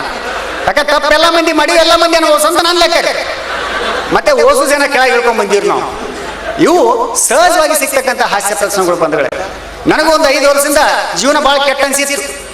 ಒಬ್ಬ ಯಜಮಾನ್ರ ಕೇಳಿದೆ ನಾನು, ಯಜಮಾನ್ರೆ ಜೀವನ ಭಾಳ ಕೆಟ್ಟ ಅನ್ಸಕತ್ತದೆ, ಏನು ಮಾಡ್ಬೇಕಂತ ಕೇಳಿದೆ ನಾನು. ಅದಕ್ಕೆ ಆ ಯಜಮಾನ್ ಅಂದ, ಮಹಾಮನಿ ನಿಮ್ಮದು ಮದುವೆ ಆಗಿದಿಲ್ಲ ಅಂತಂದ. ಆಗಿಲ್ರಿ ನಾನು, ಮದುವೆ ಆಗಿಬಿಡು ಜೀವನ ಬಗ್ಗೆ ಕೆಟ್ಟ ಅನ್ಸಂಗಿಲ್ಲ ಅಂತಂದ.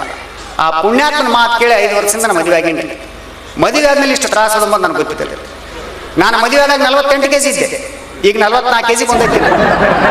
ಮುಂದೆ ನಾನು ಹೇಳ್ತೀನಿ ಎಲ್ಲಿ ಎದ್ದು ಕೊಡ್ತೀನಿ ಅಂತ ಪರಿಸ್ಥಿತಿ ಬಂದ್ಬಿಟ್ಟ. ನಾನು ಏನೇ ಆಗಲಿ ದೇವ್ರ ಮೇಲೆ ಭಾರ ಹಾಕಿ ನಾ ಮತ್ತೆ ನಾನು ಹೇಳ್ತೀನಿ ಜಗಳ. ನಾ ಮನೆ ಮುಂದೆ ಕುಂತಿದ್ದೆ, ಕುಳಿತಂಥ ಸಂದರ್ಭದಲ್ಲಿ ಚಳಿಗಾಲ ಟೈಮ್ ಭಾಳ ಚಳಿ ಇತ್ತು. 7 ಗಂಟೆ ಆಗಿತ್ತು, ಸಾಯಂಕಾಲ 7 ಗಂಟೆ. ನಾನು ಹೇಳ್ತೀನಿ ರೇ ಸ್ವಲ್ಪ ಒಳಗೆ ಬರ್ರಿ ಅಂತಂದ್ರೆ ನಾನು ಅನ್ಕೊಂಡೆ. ನಾನು ಹೇಳ್ತೀನಿ ನನ್ನ ಮೇಲೆ ಪ್ರೀತಿ ಜಾಸ್ತಿ, ಚಳಿಗಾಲ ಟೈಮ್ ಆದ ಒಳಗೆ ಬಾ ಅಂತಳ. ಈಗ ಹೊರಗೆ ಕೂತ್ಕೊಂಡು ಸೆಟ್ದು ಹೋಗ್ತಾನೆ ನಮ್ಮ ಲೆಕ್ಕಕ್ಕೆ, ಪ್ರೀತಿ ಜಾಸ್ತಿ ಅನ್ನೋ ಲೆಕ್ಕಕ್ಕೆ ನಾನು ಸುಮ್ಮನೆ ಹೋಗಲಿಲ್ಲ. ಇನ್ನೊಂದ್ಸಲ ನಾನು ಕ್ವಶನ್ ಹಾಕಿದ್ದೆ ನಾನು, ಏನಂತೇಳಿ ಯಾಕೆ ಬರ್ಬೇಕು ಒಳಗೆ ಅಂದೆ ನಾನು. ಅದಕ್ಕೆ ನಾನು ಹೇಳ್ತೀನಿ ಅನ್ಬೇಕು, ಏನಿಲ್ಲ ಇವತ್ತಾದರೂ ಕಾರ್ಪೊರೇಷನ್ದವ್ರು ಅನೌನ್ಸ್ ಮಾಡ್ಯಾರ ಅಂತಂದು. ಕಾರ್ಪೊರೇಷನ್ದವ್ರು ಅನೌನ್ಸ್ ಮಾಡ್ಯಾರ ಏನಂತೇಳಿ ಅಂದೆ ನಾನು, ಹುಚ್ಚನ ಹಿಡ್ಕೊಂಡು ಹೋಗೋರು ಬರ್ತಾರಂತ. ಹೆಂಗಿನ ಮಾತಂಗೆ ನೀವು ಒಳಗೆ ಬಾ ಅಂತಂದು.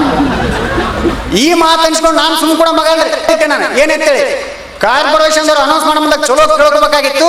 ಗಂಡು ನಾಯಿ ಹಿಡ್ಕೊಂಡು ಹೋಗ್ತಾರೆ, ಹೆಣ್ಣು ನಾಯಿ ಹಿಡ್ಕೊಂಡು ಹೋಗ್ತಾರೆ. ನಾನು ಮನೆಯಲ್ಲಿ ನಡೀತಕ್ಕಂಥ ಹಾಸ್ಯ ಪ್ರಸಂಗಗಳು ಬಂಧುಗಳೇ, ನಾನು ಒಂದಿನ ಕನಸು ಬಿದ್ದದ. ಅದು ನಾನು ಹೇಳ್ತಿ ಹೇಳ್ಬೇಕಂತ ತಿಳ್ಕೊಂಡು ನಾನು ಹೇಳ್ತಿ ಕರೆದೆ ನಾನು, ಬೇಗ ಬಾ ಅಂತಂದೆ. ಓಡ್ಕೊಂಡು ಬಂದು ಯಾಕೆ ಏನಾಯ್ತು ಇವತ್ತೊಂದು ಕನಸು ಬಿದ್ದದ, ನಿನ್ನ ಮುಂದೆ ಹೇಳ್ಬೇಕಂತ ಮಾಡಿ. ಕನಸ ಹೇಳ್ರಿ, ನಾನು ಖುಷಿ ಪಡ್ತೀನಿ. ನಾನು ಇವತ್ತು ನನ್ನ ಕನಸಿನಲ್ಲಿ ಯಾರು ಬಂದ್ರೆ ಗೊತ್ತ ನಂದೆ ನಾನು ಹೇಳ್ತೇನೆ. ಯಾರು ಬಂದರೆ ಇವತ್ತು ನನ್ನ ಕನಸಿನಲ್ಲಿ ಸಿನಿಮಾ ನಟಿ ರಕ್ಷಿತಾ ಬಂದಳ ಅಂದೆ ನಾನು ಹೇಳ್ತೇನೆ. ಒಬ್ಬಕ್ಕನೇ ಬಂದಿರ್ಬೇಕಲ್ಲ ನಾನು. ಒಬ್ಬಕ್ಕನೇ ಬಂದಳ, ನಿನಗೇನು ಗೊತ್ತಾಯ್ತು ಅಂದೆ ನಾನು. ಏನಿಲ್ಲ, ಆಕಿನ ಗಂಡ ಪ್ರೇಮ್ ನನ್ನ ಕನಸಿನೇ ಬಂದನಲ್ಲ. ಹೆಣ್ಮಕ್ಳು ಚೋಳ ಕಡ್ದಂಗೆ ಮಾತಾಡ್ತಾರೆ. ಒಂದು 8 ತಾಸು ತನಕ ಬ್ಯಾನಿನೇ ಹೋಗ್ಬಾರ್ದು ನಾವು. ಇಂಥ ಮಾತು ಕೇಳಿಸ್ಕೊಂಡು ಗಂಡ ಅನ್ಸ್ಕೊಂಡ್ರು ನಾವು ಉತ್ಸಾಹವಾಗಿರ್ತೀವಿ ನಾವು. ಒಬ್ಬ ಮನುಷ್ಯ ಬೆಂಗಳೂರು ಬಜಾರ್ದಾಗ ಹುಚ್ಚೊಂಡಾಗ ಹೊಟ್ಟಿದ್ನ ಅಂತ ತಿಳ್ಕೊಡ್ರಿ, ಅವ್ ಹೆಂಡತಿ ಗಡಿನ ಮನ್ಯಾಗ ಬಯಸ್ಕೊಂಡು ಬಂದನಂತ ನೀವು ತಿಳ್ಕೊಂಡ್ಬಿಡ್ಬೇಕು. ನೀವು ಅನುಭವದ ಮಾತ್ರ ಇದು. ನನ್ನ ಮಗಳು 3 ವರ್ಷ, ಆ ಹುಡುಗಿ ಈಗ ಮಾತು ಕಲಿಯಕೈತದ.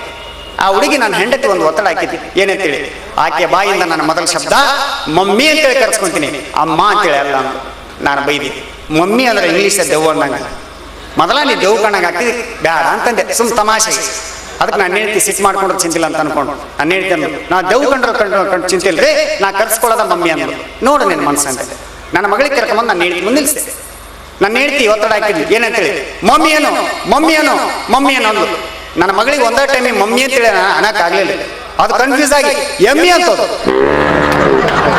ನಾನು ಖುಷಿ ಆಯ್ತು. ನಾನು ಒಂದ್ಸಲ ನನ್ನ ಹೇಳ್ತಿ ಹಿಂಗೆ ಕರಿಬೇಕಂತ ಅನ್ಕೊಂಡೆ. ಒಬ್ಬ ಹಾಲು ಕೊಡಕ್ ಬಂದ, ಇದಾ ಚಲೋ ಟೈಮ್ ಅಂತ ತಿಳ್ಕೊಂಡು ನಾನು ಹೇಳ್ತಿಗೆ ಅಂದೆ. ನಾನು ನಮ್ಮ ಎಮ್ಮಿ ಯಾಕೆ ಹಾಲು ತೊಗೊಬಾರ್ದು ಒಂದೇ ನಾನು. ಅದಕ್ಕೆ ನಾನು ಹೇಳ್ತಂದು ಕೋಣಕ್ಕೇನೆ ಗಾಡಿ ಅಂತ ಆಕಿಂದ ಏನು ಕಲ್ಪನೆ ರೀ, ನಾನು ಎಮ್ಮೆ ಯಾರು ನನ್ನ ಗಂಡ ಕೋಣ ಅಂತ ಹಾಕಿಲ್ಲಕ್ಕೆ. ಹೆಣ್ಣು ಮಕ್ಕಳಿಗೆ ವಾಸ್ತವಜ್ಞ ಜಾಸ್ತಿ ರೀ. ಮೊನ್ನೆ ನನಗೊಂದು ಮೆಸೇಜ್ ಬಂದಿತ್ತು, ಅದು ನಾನು ಹೇಳ್ತಿ ಮುಂದೆ ಹೇಳ್ಬೇಕು, ನಾನಾ ಕ್ರಿಯೇಟ್ ಮಾಡಿದ ಅಂತ ತಿಳ್ಕೊಂಡು ನಾನು ಹೇಳ್ತಿಗೆ ಅಂದೆ. ನಾನು ಏನಂತೇಳಿ ಕಣ್ಣು ನಿನ್ನದಾಗಲಿ ಕಣ್ಣೀರು ನನ್ನದಾಗಲಿ ಅಂದೆ. ನಾನು ಹೇಳ್ತಿ ವಾ, ಕಣ್ಣು ನಿನ್ನದಾಗಲಿ ಕಣ್ಣೀರು ನನ್ನದಾಗಲಿ, ಹೂ ನಿನ್ನದಾಗಲಿ ಮುಳ್ಳು ನನ್ನದಾಗಲಿ. ನಾನು ಹೇಳ್ತಿ ಖುಷಿ ಆಗಿಬಿಟ್ಲು. ಹೂ ನಿನ್ನದಾಗಲಿ ಮುಳ್ಳು ನನ್ನದಾಗಲಿ, ಸಂತೋಷ ನಿನಗಿರಲಿ, ದುಃಖ ನನಗಿರಲಿ ಅಂದೆ. ನಾನು ಹೇಳ್ತಂದು ಅವೆಲ್ಲ ಆಗವಲ್ಲ ಹೋಗವಲ್ಲ. ಆಸ್ತ ಸಂಜೆ ನಿನಗಿರಲಿ, ಅದರಿಂದ ಬರೋ ಸಂಬಳ ನನಗಿರಲ್ಲ ಅಂದ. ಇದು ಹೆಣ್ಮಕ್ಳಿಗೆ ವಾಸ್ತವ ಪ್ರಜ್ಞೆಯ ಒಂದು ಹಾಸ್ಯ ಪ್ರಸಂಗ ಬಂಧುಗಳೇ. ನಾನು ಕೊನೆಯ ಒಂದು ಪ್ರಸಂಗ ಹೇಳಲಿಕ್ಕೆ ಇಷ್ಟಪಡ್ತೇನೆ. ನಾನು ಶಾಪುರದಲ್ಲಿ, ಯಾದಗಿರಿ ಜಿಲ್ಲೆ ಶಾಪುರದಲ್ಲಿ JC ಸಂಸ್ಥೆ ಅಂತೇಳಿ ಸ್ಥಾಪನೆ ಮಾಡ್ಕೊಂಡಿದ್ದೆ. ಆ ಸಂಸ್ಥೆ ವತಿಯಿಂದ ಅನೇಕ ಸಾಮಾಜಿಕ ಕೆಲಸಗಳನ್ನು ನಾವು ಮಾಡಿದ್ದೀವಿ. ಒಂದ್ಸಲ ಪಿಕ್ನಿಕ್ ಹೋಗಿದ್ದೆ ನಾನು. ಎಲ್ಲ 40 ಜನ ಗೆಳೆಯರ ಒಳಗ ಎಲ್ಲ ಕರ್ಕೊಂಡು ಹೋಗಿದ್ದೀವಿ. 40 ಜನ ಗಂಡ ಹೆಂಡ್ತಿರಿ. ಅಲ್ಲಿ ಹೋದಾಗ ಒಂದು ಕಾಂಪಿಟೇಷನ್ ಇಟ್ಕೊಂಡಿವಿ ನಾವು. ಏನದು ಕಾಂಪಿಟೇಷನ್ ಅಂದ್ರೆ, ಇಲ್ಲಿ ಬಂದಂತ ಪ್ರತಿಯೊಬ್ಬ ಮನುಷ್ಯ ತಮ್ಮ ತಮ್ಮ ಹೆಂಡತಿಯನ್ನು ಭುಜದ ಮೇಲೆ ಹೊತ್ಕೊಂಡು 100 ಮೀಟರ್ ಓಡಬೇಕಾಗಿತ್ತು. ನಾನು 44 kg, ನನ್ನ ಹೆಂಡತಿ 78 kg. ಆ ಒಂದು ಕಾಂಪಿಟೇಷನ್ ಅಲ್ಲಿ ಭಾಗವಹಿಸಿದಂತ ನಾನು ಇವತ್ತು ಸಹಕಾರಿ ನಗರದಾಗ ಅಭಿಮಾನದಿಂದ ಹೇಳ್ತೀನಿ ರೀ, ಮೊದಲ ಬಹುಮಾನ ತಗೊಂಡಿ ನಾನು, ಫಸ್ಟ್ ಪ್ರೈಸ್. ಚಪ್ಪ ತಡಬಾರ್ದು, ಮುಂದೈತ ನಾವು. ಮೊದಲ ಬಹುಮಾನ ತಗೊಂಡೆ, ಮಹಾಮನಿ ವೇದಿಕೆ ಮೇಲೆ ಬರ್ಬೇಕಂತಂದ್ರು. ವೇದಿಕೆ ಮೇಲೆ ಹೋದೆ, ಖುಷಿಯಿಂದ ಅನೌನ್ಸ್ ಮಾಡಿದ್ರು ಏನಂತೇಳಿ, ಮಹಾಮನಿ ಅತ್ಯಂತ ಕುತೂಹಲ ಭರಿತವಾದಂಥ ಪಂದ್ಯವಾದಂಥ ಹೆಂಡತಿಯನ್ನು ಭುಜದ ಮೇಲೆ ಹೊತ್ತುಕೊಂಡು ಸ್ಪರ್ಧೆಯಲ್ಲಿ ಮೊದಲ ಬಹುಮಾನ ತಗೊಂಡಿದ್ದಾನೆ. ಅದಕ್ಕಾಗಿ ಆತನಿಗೆ ನೆನಪಿನ ಕಾಣಿಕೆ ಮತ್ತು ಸನ್ಮಾನ ಅಂತೇಳಿ ಇನ್ನೇನು ಮಾಡ್ಬೇಕನ್ನಷ್ಟರಲ್ಲಿ ಇಂದಿನಿಂದ ಎದ್ದು ಯಾವನೋ ಕೂಗಿಬಿಟ್ಟ ಸರ್. ಏನಂತೇಳಿ, ಸರ್ ಮೊದಲ ಬಹುಮಾನ ಯಾರಿಗಾದ್ರೂ ಕೊಡೋದು ಬೇಡ ಅನ್ನಂಗಿಲ್ಲ, ಆ ಮಹಾಮನಿ ಕೊಡ್ಲಕ್ಕೆ ಹೋಗ್ಬೇಡ ಅಂತಂದ. ಯಾಕಲೆ ಅಂತ ಕೇಳಿದ್ರೆ, ಅವ ನನ್ನ ಹೆಂಡತಿ ತಗೊಂಡೋಗಿ ಎಂಡ್ರೆ ಅಂದವ. ಅವನ ಹೆಂಡತಿ ಅದರಲ್ಲಿ ನೀನು ಬೇಡಲ್ಲಮ್ಮ ತಂಗಿ ಸಮಾನ ಕೂಡ ಅಂತೇಳಿ ಕೂರ್ಸ್ಕೊಂಡು ಹೋಗ್ಬಿಟ್ಟಿದ್ದೆ ಮಗ ನಾನು. ಮಹಾಮನಿ ನರಸಿಂಹ ಜೋಶಿ ದಪ್ಪಗಿರಬೇಕು, ತೆಳ್ಳಗಿರಬಾರ್ದು, ತೆಳ್ಳಗಿರಬೇಕು, ದಪ್ಪಗಿರಬಾರ್ದು ಅಂತ ಬಡಿದಾಡಿದ್ರಾಗ್ಲಿ ಎತ್ತರಕ್ಕೆ ಬೆಳಿಬೇಕು ಅಂತ ಯೋಚನೆ. ಮನುಷ್ಯ ದಪ್ಪಗೆ ತೆಳ್ಳಗಿರೋದು ಮುಖ್ಯ ಅಲ್ಲ ಸ್ನೇಹಿತರೆ, ಎತ್ತರಕ್ಕೆ ಬೆಳೆಯೋದನ್ನು ನೋಡಬೇಕು. ಎತ್ತರಕ್ಕೆ ಬೆಳೆದ ಮೇಲೆ ಸಹಕಾರ ನಗರದ ಜನರ ಹತ್ತಿರಕ್ಕೆ ಹೋಗೋದನ್ನು ಕಲಿಬೇಕು. ಈ ಎತ್ತರಕ್ಕೂ ಹತ್ತಿರಕ್ಕೂ ಬಹಳ ವ್ಯತ್ಯಾಸ ಇದೆ. ಬಹಳ ಜನ ಎತ್ತರ ಆದಮೇಲೆ ಜನರ ಹತ್ತಿರಕ್ಕೆ ಹೋಗೋದನ್ನು ಬಿಡ್ತಾರೆ. ನಮ್ಮ ದೇಶದಲ್ಲಂತೂ ರಾಜಕಾರಣ ಜನರಿಂದ ದೂರ ಇರೋದೇ ರಾಜಕಾರಣ. ಒಮ್ಮೆ ನಮ್ಮ ಲಾಲೂ ಪ್ರಸಾದ್ ಯಾದವ್ ಅವರು ಅಮೆರಿಕಕ್ಕೆ ಹೋಗಿದ್ರಂತೆ. ಈಗ ತಾನೇ ಮೆಸೇಜ್ ಬಂದಿದೆ, ಈಗ ಹೋಗಿಲ್ಲ, ಹೋಗಿದ್ರಂತೆ. ಒಬಾಮನ ಮನೆ ನೋಡಿದ್ರು, ಎಷ್ಟು ಅದ್ಭುತವಾಗಿದೆಯಾ ನಿನ್ನ ಮನೆ ಅಂತ. ಅದ್ಭುತ. ಇದಕ್ಕೇನು ಕಾರಣ ಗೊತ್ತಾ? ಒಬಾಮ ಒಂದು ಬ್ರಿಡ್ಜ್ ತೋರಿಸಿದಂತೆ, ನೋಡು ಆ ಬ್ರಿಡ್ಜ್ ಕಟ್ಟಿಸಿದೆ ನಾನು, ಆದ್ರೆ ಬಂದ ಕಮಿಷನಲ್ಲಿ ಉಳಿದ ದುಡ್ಡಿನಿಂದ ನಾನು ಈ ಮನೆ ಕಟ್ಟಿಸಿದೆ. ತಿರ್ಗಾ 5 ವರ್ಷ ಆದ್ಮೇಲೆ ಲಾಲೂ ಪ್ರಸಾದ್ ಯಾದವ್ ಬಂದ್ಬಿಟ್ರು. ವಾಪಸ್ ಒಬಾಮ ಬಂದ ಇಂಡಿಯಾಕ್ಕೆ, ಬಂದು ಲಾಲೂ ಪ್ರಸಾದ್ ಯಾದವ್ ಭೇಟಿಯವರು. ಅವ್ರ ಮನೆನೂ ಅದ್ಭುತ. ಏನು ನಿಮ್ಮ ಮನೆ ಅದ್ಭುತ, ಇಷ್ಟು ಅದ್ಭುತವಾಗಿದೆ, ಬಾ ಕರ್ಕೊಂಡ್ರು. ನೋಡು ಆ ನದಿಗೆ ಬ್ರಿಡ್ಜ್ ಕಟ್ಟಿಸಿದ್ದೀನಿ, ಕಾಣ್ತಾ ಇದೆಯಾ? ಇಲ್ವಲ್ಲ, ಬ್ರಿಡ್ಜೇ ಇಲ್ವಲ್ಲ ಅಲ್ಲಿ. ಅದೇ ದುಡ್ಡಲ್ಲಿ ಮನೆ ಕಟ್ಟಿದ್ದೀವಿ. ಇಷ್ಟೇ. ಮಹಾಮನಿ ನರಸಿಂಹ ಜೋಶಿ ನನ್ನ ಗುರುಗಳೇ ಗುರುಗಳೇ ಅಂದರು. ಇಂಥ ಶಿಷ್ಯರು ಯಾರಿಗೂ ಸಿಗಲ್ಲ. ಅಷ್ಟೇ ಅಲ್ಲ ಸ್ನೇಹಿತರೆ, ಇಂಥ ಶಿಷ್ಯರು ನನಗೆ 14 ಜನ ಇದ್ದಾರೆ ಉತ್ತರ ಕರ್ನಾಟಕದಲ್ಲಿ. ಇವತ್ತು ಇಡೀ ಉತ್ತರ ಕರ್ನಾಟಕದಲ್ಲಿ ನಾನು ದಿವಂಗತ ಬೀಚಿ ಅವರಿಂದ ಇನ್ಸ್ಪೈರ್ ಆಗಿ ಮಾತಾಡೋದನ್ನ ಕಲ್ತ್ರೆ ಇವರೆಲ್ಲ ನನ್ನ ಕಾರ್ಯಕ್ರಮನ ಅರೇಂಜ್ ಮಾಡಿ ನೋಡಿ ನೋಡಿ ಕಲ್ತ್ಬಿಟ್ರು. ಇಂಥ ಶಿಷ್ಯರು ಮತ್ತೆ ಹುಟ್ಟಲ್ಲ. ಯಾಕೆ? ದೇವರು ಒಮ್ಮೆ ಮಾಡಿದ ತಪ್ಪನ್ನ ಇನ್ನೊಮ್ಮೆ ಮಾಡಲ್ಲ. ಬಹಳ ಅದ್ಭುತವಾಗಿ ಮಾತಾಡಿದ್ರೆ, ದಪ್ಪಗಿರ್ಬೇಕು, ತೆಳ್ಳಗಿರ್ಬೇಕು. ಮನುಷ್ಯ ದಪ್ಪಗೆ ತೆಳಗಿದ್ರ ಮೇಲೆ ಕೂಡ ಹಾಸ್ಯ ಮಾಡ್ಬೋದು ಅನ್ನೋದಕ್ಕೆ ಬಹಳ ಒಳ್ಳೆಯ ಎಕ್ಸಾಂಪಲ್ಗಳನ್ನ ಕೊಟ್ಟರು ಮಹಾಮನಿ ಮತ್ತು ನರಸಿಂಹ ಜೋಶಿ. ಹಾಸ್ಯ ಅಂದ್ರೆ ಅಷ್ಟೇ ಸ್ನೇಹಿತರೆ. ಡಾಕ್ಟರ್ ಬಗ್ಗೆ ಹೇಳಿದ್ರು, ಮಾತಿನ ಬಗ್ಗೆ ಹೇಳಿದ್ರು, ಮಾತಲ್ಲೇ ಹಾಸ್ಯ. ಉತ್ತರ ಕರ್ನಾಟಕದ ಮಾತಲ್ಲೇ ಬಹಳ ಜನ ಹಚ್ಚಿದ್ರು. ಈ ಸಿಟಿ ಹೆಣ್ಣು ಮಕ್ಕಳಿಗೆ ಬಹಳ ನೈಸ್ ಮಾತಾಡೋ ಅಭ್ಯಾಸ. ಅದರಲ್ಲೂ ಬೆಂಗಳೂರು ಅಂತೂ ಬಿಡಿ. ಡಾಕ್ಟರ್ ಹತ್ರ ಹೋಗ್ತೀರ, ಏನಾಗಿದೆ ಅಂತ ಡಾಕ್ಟರ್ ಕೇಳ್ತಾನೆ. ಸ್ವಲ್ಪ ತಲೆನೋವು ಡಾಕ್ಟ್ರೆ, ಸ್ವಲ್ಪ ಸೊಂಟ ಯಾಕೋ ನೋಯ್ತಿದೆ, ಕಾಲು ಕೂಡ ಹರಿತಾ ಇದೆ, ಎಲ್ಲ ನೀವೇ ಹೇಳ್ತೀರಿ. ಅವ್ನಿಗೆ ಏನು ನೋಡೋದೇ ಇಲ್ಲ. ಹೌದಾ? ಒಂದು ಆಂಟಿಬಯೋಟಿಕ್ ಪ್ಯಾರಾಸಿಟಮಲ್ ಬರಿತಾನೆ ಕೊಡ್ತಾರೆ. ಉತ್ತರ ಕರ್ನಾಟಕದ ಹಳ್ಳಿ ಹೆಣ್ಮಕ್ಳು ಆಗಲ್ಲ. ಒಬ್ಬ ಹೆಣ್ಮಕ್ಳು ಡಾಕ್ಟರ್ ಮುಂದೆ ಹೋಗಿ ನಿಂತಲು, ಏನಾಗೈತೆವಾ ಅಂದಾತ. ಅದನ್ನ ನೀ ಹೇಳಬೇಕು. ಹೇಗಿದೆ ಚಾಲೆಂಜಿಂಗ್ ಜಾಬ್. ಏನಾಗೈತೆವಾ ಅದು ನೀ ಹೇಳ್ಬೇಕಪ್ಪ. ಅಲ್ಲ ಬೇ, ನಿನಗೆ ಏನಾಗಕತ್ತೈತೆ ಅದನ್ನಾರು ಹೇಳ. ಯಪ್ಪ ನನಗೊಂದು ವಾರ ಹೊತ್ತು ಬೇದಿ ಹಿಡ್ದೈತೆ. ಓ ಭೇದಿನ ನೋಡಿ. ಡಾಕ್ಟ್ರಿಗೆ ಡಿಟೇಲ್ ಬೇಕು, ಪೊಲೀಸರಿಗೆ ಡಾಕ್ಟರ್ಗೆ ಡಿಟೇಲ್ ಬೇಕು ಯಾವಾಗ. ಹೌದಮ್ಮ ಭೇದಿ ಆಗ್ತಾ ಇದೆ, ಹೇಗಾಗ್ತಾ ಇದೆ ಭೇದಿ? ಚಂಬುಳಿಸಿದಂಗಾಗತ್ತೆ ಡಾಕ್ಟ್ರ. ಡಾಕ್ಟ್ರ್ ಏನು ಗೊತ್ತಾಗಬೇಕು? ಬಗಲ ತಂಬಿಗೆ ಇಟ್ಕೊಂಡು ಉಳಿಸಿ ನೋಡ್ಬೇಕು. ಅವನು ಚಂಬುಳಿಸಿದಂಗ ಅರ್ಥವೇ ಆಗಲಿಲ್ಲ ಸಿಟಿ ಡಾಕ್ಟ್ರಿಗೆ. ಪಾಪ ಇವಳಿಗೆ ಗೊತ್ತಾಗಲ್ಲ, ಇವಳಿಗೆ ಇದಕ್ಕಿಂತ ಹೆಚ್ಚು. ಹೌದಮ್ಮ ಚಂಬುಳಿಸಿದಾಗ ಆಗುತ್ತೆ ಒಪ್ಪಿಗೆಂಡೆ. ಈಗ ದಿವಸಕ್ಕೆ ಎಷ್ಟು ಸಾರಿ ಆಗುತ್ತೆ? ಅಯ್ಯೋ ಡಾಕ್ಟ್ರೆ, ತೊಳೆದ ಕೈ ಆರಂಗಿಲ್ಲ. ಸತ್ತ ಡಾಕ್ಟ್ರ್. ಹೇಗೆ ಅನಲೈಸ್ ಮಾಡ್ಬೇಕು ಸರ್ ಇದನ್ನ? ಹೇಗೆ ತಿಳ್ಕೋಬೇಕು ಇದನ್ನ? ಕರ್ನಾಟಕದಲ್ಲಿ ಬರೀ ಒಂದೇ ಕನ್ನಡ ಅಂತ ನೀವು ತಿಳ್ಕೊಂಡಿದ್ರೆ ತಪ್ಪು. 12 ಕಿಲೋಮೀಟರ್ಗೆ ಒಂದು ಕನ್ನಡ ಇದೆ ಸ್ನೇಹಿತರೆ. 12 ಕಿಲೋಮೀಟರ್ಗೆ ಒಂದು ಕನ್ನಡ ಇದೆ. ಬೇರೆ ಬೇರೆ ಕನ್ನಡ, ಬಹಳ ಕಷ್ಟ ಅರ್ಥ ಆಗೋದಕ್ಕೆ. ನಮ್ಮಲ್ಲಿ ಭಯಂಕರ ಸಿಟ್ಟು ಬಂತು ಅಂದ್ರೆ ಬೈಲಾರ್ದ ಬೈಗಳೇ ಇಲ್ಲ. ನೀವು ಉತ್ತರ ಕನ್ನಡದ ಇಬ್ರು ಜಗಳ ಆಡ್ತಿರ್ಬೇಕಾದ್ರೆ ನೋಡಿ, ನೀವು ಬೆಂಗಳೂರಾಗಲ್ಲ, ನೀನು ಆ ಕಡೆ ರೈಟಲ್ಲಿ ತಗೋಬೇಕಾಗಿತ್ತು, ಇದು ರಾಂಗ್ ಸಿಗ್ನಲ್ ಏನು ಬಂದಿದ್ದು ಗೊತ್ತಾ, ತಿಳಿಯಲ್ವಾ ನಿನಗೆ, ಬುದ್ಧಿ ಇಲ್ವಾ ನಿನಗೆ, ಅಷ್ಟೇ. ನಮ್ಮಲ್ಲಿ ಜಗಳ ಆಡ್ತಿರ್ತಾರೆ ಇಬ್ರು. ಇವನು ನಾನು ಹುಚ್ಚೊಳ ಮಗ, ಅವನಿಗೆ ಬೈಯಂಗಿಲ್ಲ. ಇವನು ನಾನು ಹುಚ್ಚೊಳ ಮಗ, ನನ್ನ ತಡೋಬೇಡ, ನಾನು ಹುಚ್ಚು ನಾಯಿ ಅಂತವನು, ಇಲ್ಲೋಡ ಕತ್ತಿ ಒದ್ದಂಗೆ ಓದಿತೀನಿ ನಿನ್ನ. ಉತ್ಸನಾಯ ಅನ್ಕಂಡ, ಕತ್ತಿ ಅನ್ಕಂಡ, ಉತ್ಸೊಳ ಮಗ ಅನ್ಕಂಡ. ಅವನಿಗೆ ಬೈಯೋದೇ ಇಲ್ಲ, ಇವನು ತಾನೇ ಬೈಕತ್ತನ್ರಿ. ಅವನು ಭಾಳ ಕೇಳಿ ಬಿಡು, ನಾನು ಇನ್ನೇನು ಬೈಲಿ, ನಾ ಬರ್ತೀನಿ ನಡೆಯಿತು. ಮಂಗಳೂರವ್ರು ಇನ್ನೂ ಜಾಸ್ತಿ ಸರ್, ಏನು ಅದ್ಭುತವಾಗಿ ಬೈತಾರೆ ಮಂಗಳೂರವರು. ಅವ್ರು ಕೇಳ್ಬೇಕು. ಒಂದ್ಸಾರಿ ಕೇಳಿದೆ ನಾನು, ನನಗವನಿಗೆ ತುಂಬ ಜಗಳ ಆಯ್ತು ಮಾರ. ಹೌದಾ, ತುಂಬ ಬೈದ್ಬಿಟ್ಟೆ ನಾನು. ಅವನು ಉಸಿರೆತ್ತಲಿಕ್ಕಿಲ್ಲ, ಅವನು ಹಾಗೆ ಬೈದಿದ್ದೇನೆ ಅವನ್ನ. ನಾವು ಉತ್ತರ ಕಡೆ ಗಾಬರಿ ಬಿಟ್ವಿ, ನಾವೇ ಹಿಂಗೆ ಬೈತೀವಿ, ಅವನು ಉಸಿರೆತ್ತಂಗಲ್ಲ, ನೀವನ್ನ ಹೆಂಗೆ ಬೈದಿರಬೇಡ, ನಮ್ಮ ಕ್ಯಾಲ್ಕುಲೇಷನ್ ನಮ್ದು. ಹೌದಾ ಸಾರ್, ತಿರುಗಿ ನೋಡ್ಲಿಕ್ಕಿಲ್ಲ, ಹಾಗೆ ಹೋದ ಅವನು. ಏನು ಬೈದ್ರಿ ಸಾರ್, ನಿನಗೆ ಮಂಡೆ ಸರಿ ಇಲ್ಲ ಅಂದಿದ್ದೇನೆ. ಅಯ್ಯೋ ಕರ್ಮ, ನಮ್ಮಲ್ಲಿ ಮಂಡೆ ಸರಿ ಇಲ್ಲ ಅಂದ್ರೆ ತಗೊಂಡು ಮಂಡಿ ಮೇಲೆ ಏಟ ಬಿಟ್ಬಿಡ್ತಾರೆ. ನಮ್ಮಲ್ಲಿ ಜಗಳ ಆಡಕ್ಕೆ ಬರಂಗಿಲ್ಲ, ನೀನೇ ಗಂಡಸ ಅಂತಾರೆ.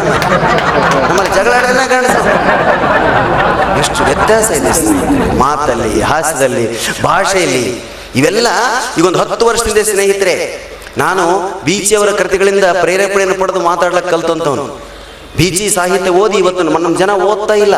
ನಾನು ಯಾವಾಗಲೂ ಹೇಳ್ತೀನಿ, ಇಲ್ಲಿ ನೋಡಿ ಇಷ್ಟು ಸ್ಟಾಲ್ಗಳು ಬಂದಿದೆ, ಹೋಗ್ತಾ ಒಂದು ಬೀಚಿ ಪುಸ್ತಕ, ನಾವು ಕೈಲಾಸ ಮುಂದೋ, ಕಾರಂತರದೋ, ಬೇಂದ್ರೆಯವ್ರದೋ, ಭೈರಪ್ಪಂದು ಹಿಡ್ಕೊಂಡೋಗಿ ಪುಸ್ತಕ ಟಿವಿ ಮುಂದೆ ಕೂತು ನಾವು ಓದೋದನ್ನೇ ಮರಿತಿದ್ದೀವಿ ಇವತ್ತು. ಹೌದಾ? ಓದಿದ್ರೆ ಮನುಷ್ಯ ಎಷ್ಟು ಬೆಳೀತಾನೆ ಅನ್ನೋದಕ್ಕೆ ಉದಾಹರಣೆ ನಾನೇ ಸ್ನೇಹಿತರೆ. ನನ್ನ ಮೊದಲ ಕಾರ್ಯಕ್ರಮಕ್ಕೆ ಒಂದು ಹಳ್ಳಿಗೆ ಹೋದೆ ನಾನು. ವೆಹಿಕಲ್ ಕಳಿಸ್ತೀವಿ ಸಾರ್ ಇಂಥ ಕ್ರಾಸಲ್ಲಿ ಇಳಿರಿ ಅಂದ್ರು. ಇಳಿದೆ. ಬಂದಿರೋ ವೆಹಿಕಲ್ ಏನು? ಸೈಕಲ್. ಅದು ಹುಡುಗ, 8 ವರ್ಷ ಹುಡುಗ ಸೈಕಲ್ ತಂದಿದ್ದಾನೆ. ವೆಹಿಕಲ್ ತಾನೇ ಅದು, ನಾನು ಯಾವ ವೆಹಿಕಲ್ ಅಂತ ಕೇಳಲಿಲ್ಲ. ಹೌದಾ?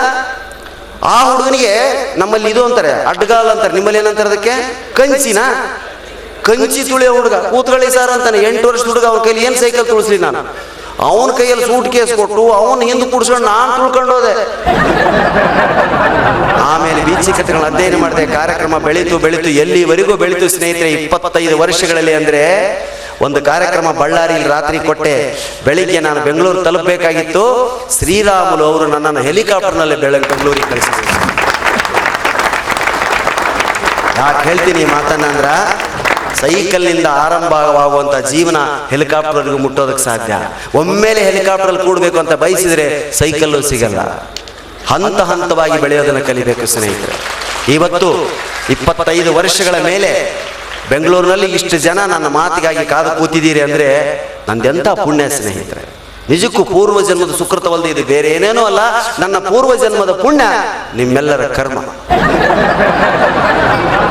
ದೊಡ್ಡ ಸಹನೆ ಸ್ನೇಹಿತರೆ ನಿಮ್ದು. ಇಂಥ ಸಹನೆಗೆ ನಮೋ ನಮ ಅಂತ ಹೇಳ್ತಾ ಹೋಗ್ತಾ ಒಂದೊಂದು ಪುಸ್ತಕ ಹಿಡ್ಕೊಂಡೋಗಿ, ಪುಸ್ತಕಗಳು ನನ್ನನ್ನು ಇಷ್ಟು ಬೆಳೆಸಿದ್ವು ಸ್ನೇಹಿತರೆ. ಆ ಸಾಹಿತ್ಯ ಓದಿ ಹೇಳಬೇಕು ಅನಿಸ್ತು, ಒಂದು ಹಾಸ್ಯ ಪ್ರಸಂಗ ಹೇಳಬೇಕು ಅನಿಸ್ತದೆ. ಬೆಂಗಳೂರಿಗೆ ಎಷ್ಟು ಸಾರಿ ಬಂದಿರೋ, ನನ್ನ ಮನೆಯೇ ಬೆಂಗಳೂರಾಗಿದೆ, ಲಾಡ್ಜಲ್ಲಿದ್ದೀನಿ. ಆ ಮಾತು ಬೇರೆ. ಯಾಕಂದ್ರೆ ಇಲ್ಲಿ ಮನೆ ತಗೊಳ್ಳೋ ಶಕ್ತಿ ನನಗಿಲ್ಲ. ನಮ್ಮೂರಿನಲ್ಲಿ 10 ಲಕ್ಷ ರೂಪಾಯಿಗೆ ಡಬಲ್ ಬೆಡ್ರೂಮ್ ಮನೆ ಆರಾಮಾಗಿ ತಗೊಂಡೆ. ಇಲ್ಲಿ 10 ಲಕ್ಷ ರೂಪಾಯಿಗೆ ಆಟೋ ರಿಕ್ಷಾ ಚಾರ್ಜಲ್ಲಿ ಹೋಗಿ ಆ ಸೈಟ್ ನೋಡಿ ಬರ್ಬೋದು ಅಷ್ಟೇ. ಒಂದೇ 10 ಲಕ್ಷ ಕೊಟ್ಟು ಆಯ್ತು ನೋಡಿದ್ರಪ್ಪ ಸೈಟ್ ಚೆನ್ನಾಗಿದೆ, ಆದಾಗ ನನ್ನ ಮೊಮ್ಮಕ್ಕಳು ಕಟ್ಸ್ಕೋತಾರೆ ಮನೆ ಅಂತ ಬರ್ಬೇಕಷ್ಟೇ. ವ್ಯತ್ಯಾಸ ಇದೆ ಭಾಷೆ, ಮಾತಿಲ್ಲ. ಪುಸ್ತಕಗಳು ಮನುಷ್ಯನ ಎತ್ತರಕ್ಕೆ ಬೆಳೆಸ್ತವೆ ಅನ್ನೋದು ಸುಳ್ಳಲ್ಲ ಸ್ನೇಹಿತರೆ. ಬೆಂಗಳೂರಿಗೆ ಎಷ್ಟು ಸಾರಿ ಬಂದಿದ್ದೀನೋ. ನಮಗೆ ನಿಮ್ಮನ್ನು ಕರೆಸೋಂಥ ಯೋಗ ಇಲ್ಲ. ನಮ್ಮಲ್ಲಿ ಆಗೋದು ಯಾವಾಗಲೂ ಕಾರ್ಯಕ್ರಮಗಳಾಗಲ್ಲ, ಆಗೋದೊಂದೇ ಹಂಪೆ ಉತ್ಸವ. ಆ ಹಂಪೆ ಉತ್ಸವಕ್ಕೆ ಇಲ್ಲಿ ಅವ್ರನ್ನ ಕರ್ಕೊಂಡು ಹೋಗ್ತೀವಿ ನಾವು.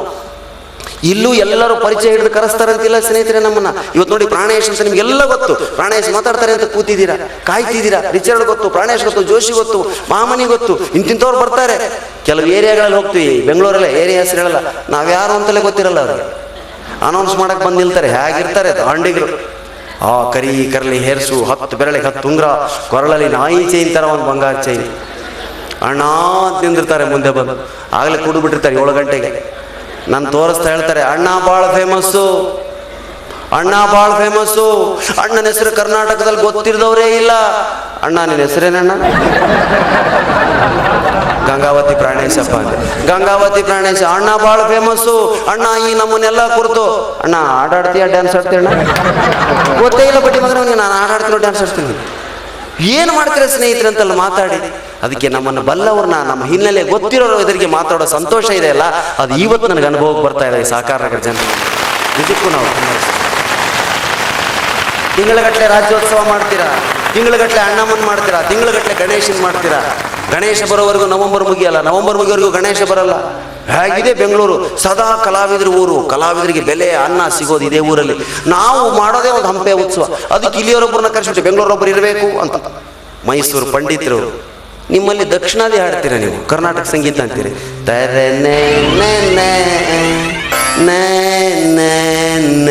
ಇದು ನಿಮ್ದು. ನಮ್ದು ಭೀಮಸೇನ್ ಜೋಶಿ ಹಿಂದೂಸ್ತಾನಿ. ನಾವು ಭಾಗ್ಯದ ಲಕ್ಷ್ಮೀ ಬಾರಮ್ಮ ನಮ್ಮಮ್ಮ ನೀ, ಸೌಭಾಗ್ಯದ ಲಕ್ಷ್ಮೀ ಬಾರಮ್ಮ ಬಾರಮ್ಮ ಬಾರಮ್ಮ ಪುಗುಶೇಟ ಬಾರಮ್ಮ, ಭಾಗ್ಯದ ಲಕ್ಷ್ಮೀ ಬಾರಮ್ಮ. ನಮಗೆ ನಿಲ್ಬಾರ, ನೀವು ಸಣ್ಣಗೆ ಕೆಳಗೆ ನೀರಂಗೆ ಏಳು ಹಾಗಿಲ್ಲ ಕೂರ ಹೀಗೆ ದಕ್ಷಿಣಾದಿ ಕರೆಸಿಬಿಟ್ವಿ ಸರ್. ದಕ್ಷಿಣಾದಿ ಅಂತ ಗೊತ್ತೇ ಇಲ್ಲ ಅವರು, ಶುರು ಮಾಡಿಬಿಟ್ರು ಸರ್. 3 ತಾಸುಗಳ ಕಾಲ ಬರೀ ಪಲ್ಲವಿ ನಾಡಿದೆ.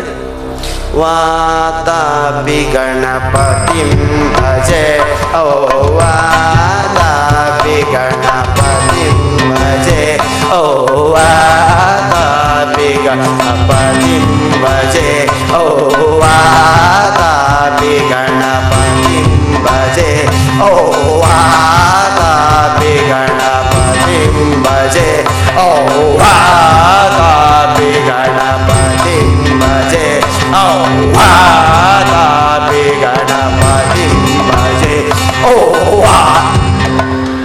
ಈ ವಯ್ಯ ಹಾಡು ಮರ್ತನೋ ನಮಗೆ ತಿಳಿತಿಲ್ವೋ, ನಮಗೆ ಅರ್ಥ ಆಗಲಿಲ್ಲ. 3 ಗಂಟೆ ಸರ್ ಪಾಪ ಅದ್ರಲ್ಲಿ ಏನೇನೋ ಕೆಲಸ ತೋರಿಸ್ತಿದ್ದಾರೆ ಬಡ್ಡಿ ಮಕ್ಕಳು, ನಮಗೆ ಅರ್ಥ ಪಾಪ ಅವ್ರು ಯಾರು ಚಪ್ಪಾಳೆ ಇಲ್ಲ, ಸಂತೋಷ ವ್ಯಕ್ತಪಡಿಸಿಲ್ಲ. ಮುಗಿದೋಯ್ತು 3 ಗಂಟೆ ಮುಗಿಸಿ ನಮಸ್ಕಾರ ಮಾಡಿ ಕೆಳಗಡೆ ಇಳಿತಿದ್ದಾರೆ. ಮಧ್ಯೆ ಒಬ್ಬ ಎದ್ದಿದ್ದ. ಸರ್ ಏನು 3 ತಾಸುಗಳ ಕಾಲ ನೀವು ಹಾಡಿದ್ರಿ ಸರ್, ಎಲ್ಲ ಮುಚ್ಚಿಕೊಂಡು ಕೇಳಿದ್ವಿ, ನಮಗೇನೂ ತಿಳಿಲಿಲ್ಲ. ಈಗ ನಾವು ಒಂದು ಹಾಡು ಕೇಳ್ತಾ ಇದ್ದೀವಿ ಸರ್, ದಯವಿಟ್ಟು ಅಲ್ಲಿಂದ ಬಂದಿರೋದಕ್ಕೆ ದಯವಿಟ್ಟು ಈ ಹಾಡನ್ನು ಹಾಡ್ಬೇಕು ಸರ್, ನೀವು ಎಲ್ಲ ಮುಚ್ಚಿಕೊಂಡು. ಪಾಪ ಪಂಡಿತರು ಖುಷಿ ಆಗ ಇಷ್ಟಾದ್ರೂ ಕೇಳಿಲ್ಲ, ತೆಗೆದು ನೋಡ್ತಾರೆ, ಎದೆ ಹೊಡೆದೋಯ್ತು ಪಂಡಿತರು. ಯಾಕೆ ಆ ಚೀಟಿಲಿ ಯಾವ ಹಾಡಿದೆ? 40 ವರ್ಷದ ಹಿಂದಿನ ಶೋಲೆ ಸಿನಿಮಾದ ಮೆಹಬೂಬಾ ಮೆಹಬೂಬಾ ಅಲ್ಲ, ತ್ಯಾಗರಾಜರು ಪುರಂದಾಸರ ಕೀರ್ತನೆಗಳ ಹಾಡಿದ ಬಾಯಿಂದ ಮೈಬೂಬಾ ಮೈಬೂಬಾ ಹಾಡ್ಲ. ಏನ್ ಟೇಸ್ಟ್ ಅಯ್ಯ ನಿಂದ ಅಡಿ ಆಚೆ. ಅವನು ಬಿಡ್ಲಿಲ್ಲ. ರೇ ವೀರೇಶ್ ಬರ್ಲಿಲ್ಲ, ಸಹಕಾರ ರಂಗದಲ್ಲಿ ಇವ್ರು ಕರೆಸಿದ್ರ ನಮ್ಮ ಹಾಡಾಡಲ್ಲ ಅಂತಾರೆ, ಇವ್ರ ನಾವು ಕೇಳಲಿಲ್ವಾ? ಆಡಸ್ರಿ ಒಂದು ಇವರ ಜೊತೆಗೆ. ವೀರೇಶ್ ಕೈಮೂರು, ಸಾರ್ ಪಂಡಿತ್ರೆ ಈ ಏರಿಯಾ ಗೂಂಡ ಇವರು 4 ಕ್ವಾರ್ಟರ್ ಕುಡ್ದಿದ್ದಾನೆ ಈಗಾಗಲೇ, ದಯವಿಟ್ಟು ಈಗ ಅನ್ನಿ ಸರ್, ಅದು ಒಂದು ಏನು ದೊಡ್ಡದು ಇಷ್ಟೇ ಹಾಡ್ತೀರಂತೆ. ಹೌದಾ? ಯಾವಾಗ ಸ್ಪಾನ್ಸರೇ ಹೇಳಿಬಿಟ್ರು, ಆರ್ಗನೈಸರ್ ಪಂಡಿತರು. ಆಯ್ತು ಆಯ್ತು ಹಾಡ್ತೇನೆ, ಕರೆಕ್ಟ್ ಮಾಡ್ಕೊಡುವ, ಓಕೆ ಕೂತು ಸರ್. 40 ವರ್ಷದ ಹಿಂದಿನ ಹಾಡನ್ನ ವಿತ್ ಮ್ಯೂಸಿಕ್ ಹಾಡಿದ್ರೆ ಸರ್ ಪಂಡಿತರು, ಅದಕ್ಕೆ ಮೈಸೂರು ಪಂಡಿತರು ನಾವು. ಜ್ಞಾಪಕ ಆಯ್ತಾ?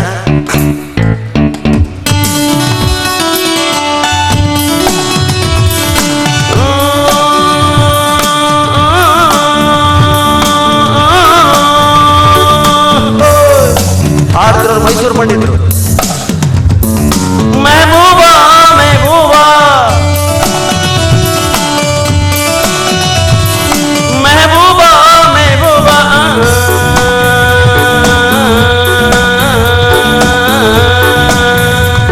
गुलशन में गुल खिलते हैं जब सहरा में मिलते हैं, गुलशन में गुल खिलते हैं जब सहरा में मिलते हैं। हमें और थू थू थू ಅವನಿಗೆ ಉಗದಂಗ ಆಡ್ತೇವೆ ಜಾಡ್ರು ನಿಮ್ಮ ಕಡೆ ಜನ. ಅವನು ಅಬ್ಬಾ ಏನ್ ಸರ್ ಬರಲ್ಲ ಬರಲ್ಲ ಅಂತ ಹೇಳಿ ವಿತ್ ಮ್ಯೂಸಿಕ್ ಹಾಡಿದ್ರಲ್ಲ ಸರ್ 40 ವರ್ಷದಿಂದ ಹಾಡೋಣ. Thank you sir, thank you sir. ಇಳಿಬೋದ ಕೆಳಗಡೆ, ಟ್ರೈನಿಗೆ ಲೇಟ್ ಆಗ್ತದೆ, ಎಕ್ಸ್ಕ್ಯೂಸ್ ಮೀ ಸರ್. ಏನು ಈ ಗುಲ್ಶನ್ ಗುಲ್ ಕಿಲ್ತೆ ಹೈ ಜಬ್ ಸೆಹರಾ ಮೇ ದಿಲ್ತೆ ಹೈ ಇವೆಲ್ಲ ಬೇಡ ಸರ್, ನನಗೆ ಅವು ಬೇಡ. ಬರೀ ಮೈಬೂಬಾ ಮೈಬೂಬಾ ಇಷ್ಟೇ ಹಾಡಿ ಸರ್ ಸಾಕು. ಬಡ್ಡಿ ಮಗನೇ, ಒಂದು ಸಾರಿನೇ ಕಷ್ಟಪಟ್ಟು ನಾನು ಜ್ಞಾಪಕ ಮಾಡ್ಕೊಂಡು ಹಾಡಿದ್ದೀನಿ, ಇನ್ನೊಂದು ಸಾರಿ ಹಾಡ್ಬೇಕಾದನ್ನ ನೋ. ಅವನ ರೇ ವೀರೇಶ್ ಸಾರ್ ಏರಿಯಾ ಗುಂಡ 4 ಕ್ವಾರ್ಟ್ರು ಇಷ್ಟೇ. ಓ ಮೈ ಗಾಡ್ ಅಂತ ಮತ್ತೆ ಕೂತ್ರು ಸರ್. ಪಾಪ ಮತ್ತೆ ಶುರು ಮಾಡಿ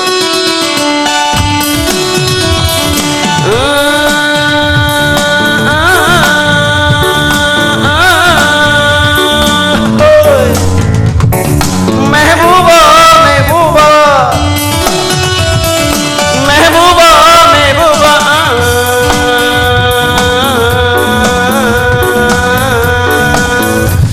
ಗುಲ್ಶನ್ ಅನ್ನಂಗಿಲ್ಲ ಸಾಕ.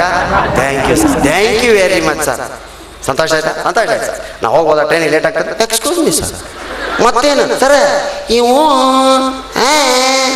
ಇದನ್ನು ಅನ್ನಕ್ಕೆ ಹೋಗ್ಬೇಡ್ರಿ, ಬರೀ ಮೈಬೂಬ ಇಷ್ಟೇ ಅನ್ನಿ ಸರ್ ಸಾಕು. ಬಂಡ ಬಡ್ಡಿ ಮಗನೇ, 3ನೇ ಬಾರಿಗೆ ನಾನು ಹಾಡಬೇಕಾಯ್ದನ್ನ ವೀರೇಶ, ಎಲ್ಲಿ ವೀರೇಶ ನಾಪತ್ತೆ, ಇಡೀ ಟೀಮ್ ಕಡ್ಕೊಂಡು ಹೋಗ್ಬಿಟ್ಟಿದ್ರು.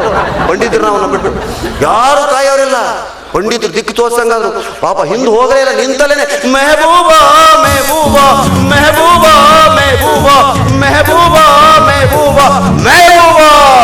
ಸಾಕ, ಥ್ಯಾಂಕ್ ಯು ಸರ್, ಬರ್ತೀನಿ ಹೊಂಟ್ಬಿಟ್ರು. ಗುಲ್ಶನ್ ಗುಲ್ ಕಿಲ್ತೆ ಹೇ ಬೇಡ, ಜಬ್ ಸಹರಾ ಮೇ ಮಿಲ್ತೆ ಹೇ ಬೇಡ, ಬೇಡ ಬೇಡ. ಬಡ್ಡಿ ಮಗನೇ, ಬರೇ ಮೈಬೂಬಾ ಮೈಬೂಬಾ ತನ್ನ ಜೊತೆ ಕೂಗಿಸಿ ನೀನು ಕೂಡ ಕೇಳ್ತಾ ಇಲ್ಲ. ನಾನು ಹೀಗೆ ಹಾಡುವಾಗ ನೀನು ಜನರ ಮಧ್ಯೆ ಯಾರನ್ನ ಹುಡುಕ್ತಾ ಇದೀಯಾ, ಯಾರನ್ನ ಹುಡುಕ್ತಾ ಇದೀಯಾ, ಯಾಕೆ ಈ ಹಾಡು ನನ್ನ ಕೈಲಾಡ್ಸಿ ಬೊಗಳಿ ಮುಂದೆ ಹೋಗಂದ್ರು. ಸಾರ್, ಈ ಪ್ರೋಗ್ರಾಮಿಗೆ ನಾನು ಕಾರ್ ತಂದಿದ್ದೀನಿ, ನಮ್ಮ ಕಾರ್ ಡ್ರೈವರ್ ಮೈಬೂಬಾ. ಇಲ್ಲಿ ಅಡ್ಡಾದಿಡ್ಡಿ ಕಾರ್ ಪಾರ್ಕ್ ಮಾಡಿ ಎಲ್ಲೋ ಬಿಟ್ಟು ಬಡ್ಡಿ ಮಗ ನಿಮ್ಮ ಜೊತೆ ಹಾಡಿದ್ದೆ ಸರ್, ಬಂದ ಸರ್, ಥ್ಯಾಂಕ್ ಯು ಸರ್ ಅಂತ ಎಂತ ಅದ್ಭುತ. ಸಂಗೀತಗಾರರಿಂದ ಈ ಥರ ಲಾಭಗಳು ಕೂಡ ತಗೋಬಹುದು ಅಂತ ನಿಮಗೆ ತಿಳಿದಿದೆ. ಸ್ನೇಹಿತರೆ, ಹಾಸ್ಯಕ್ಕೆ ಇಂಥದೇ ವಸ್ತು ಅಂತೆಲ್ಲ. ಉತ್ತರ ಕರ್ನಾಟಕದಲ್ಲಿ ನಾಟಕದ ಹುಚ್ಚು ಭಾಳ, ಎಂತೆಂಥ ನಾಟಕ ಆಡ್ತಾರೆ ಸರ್.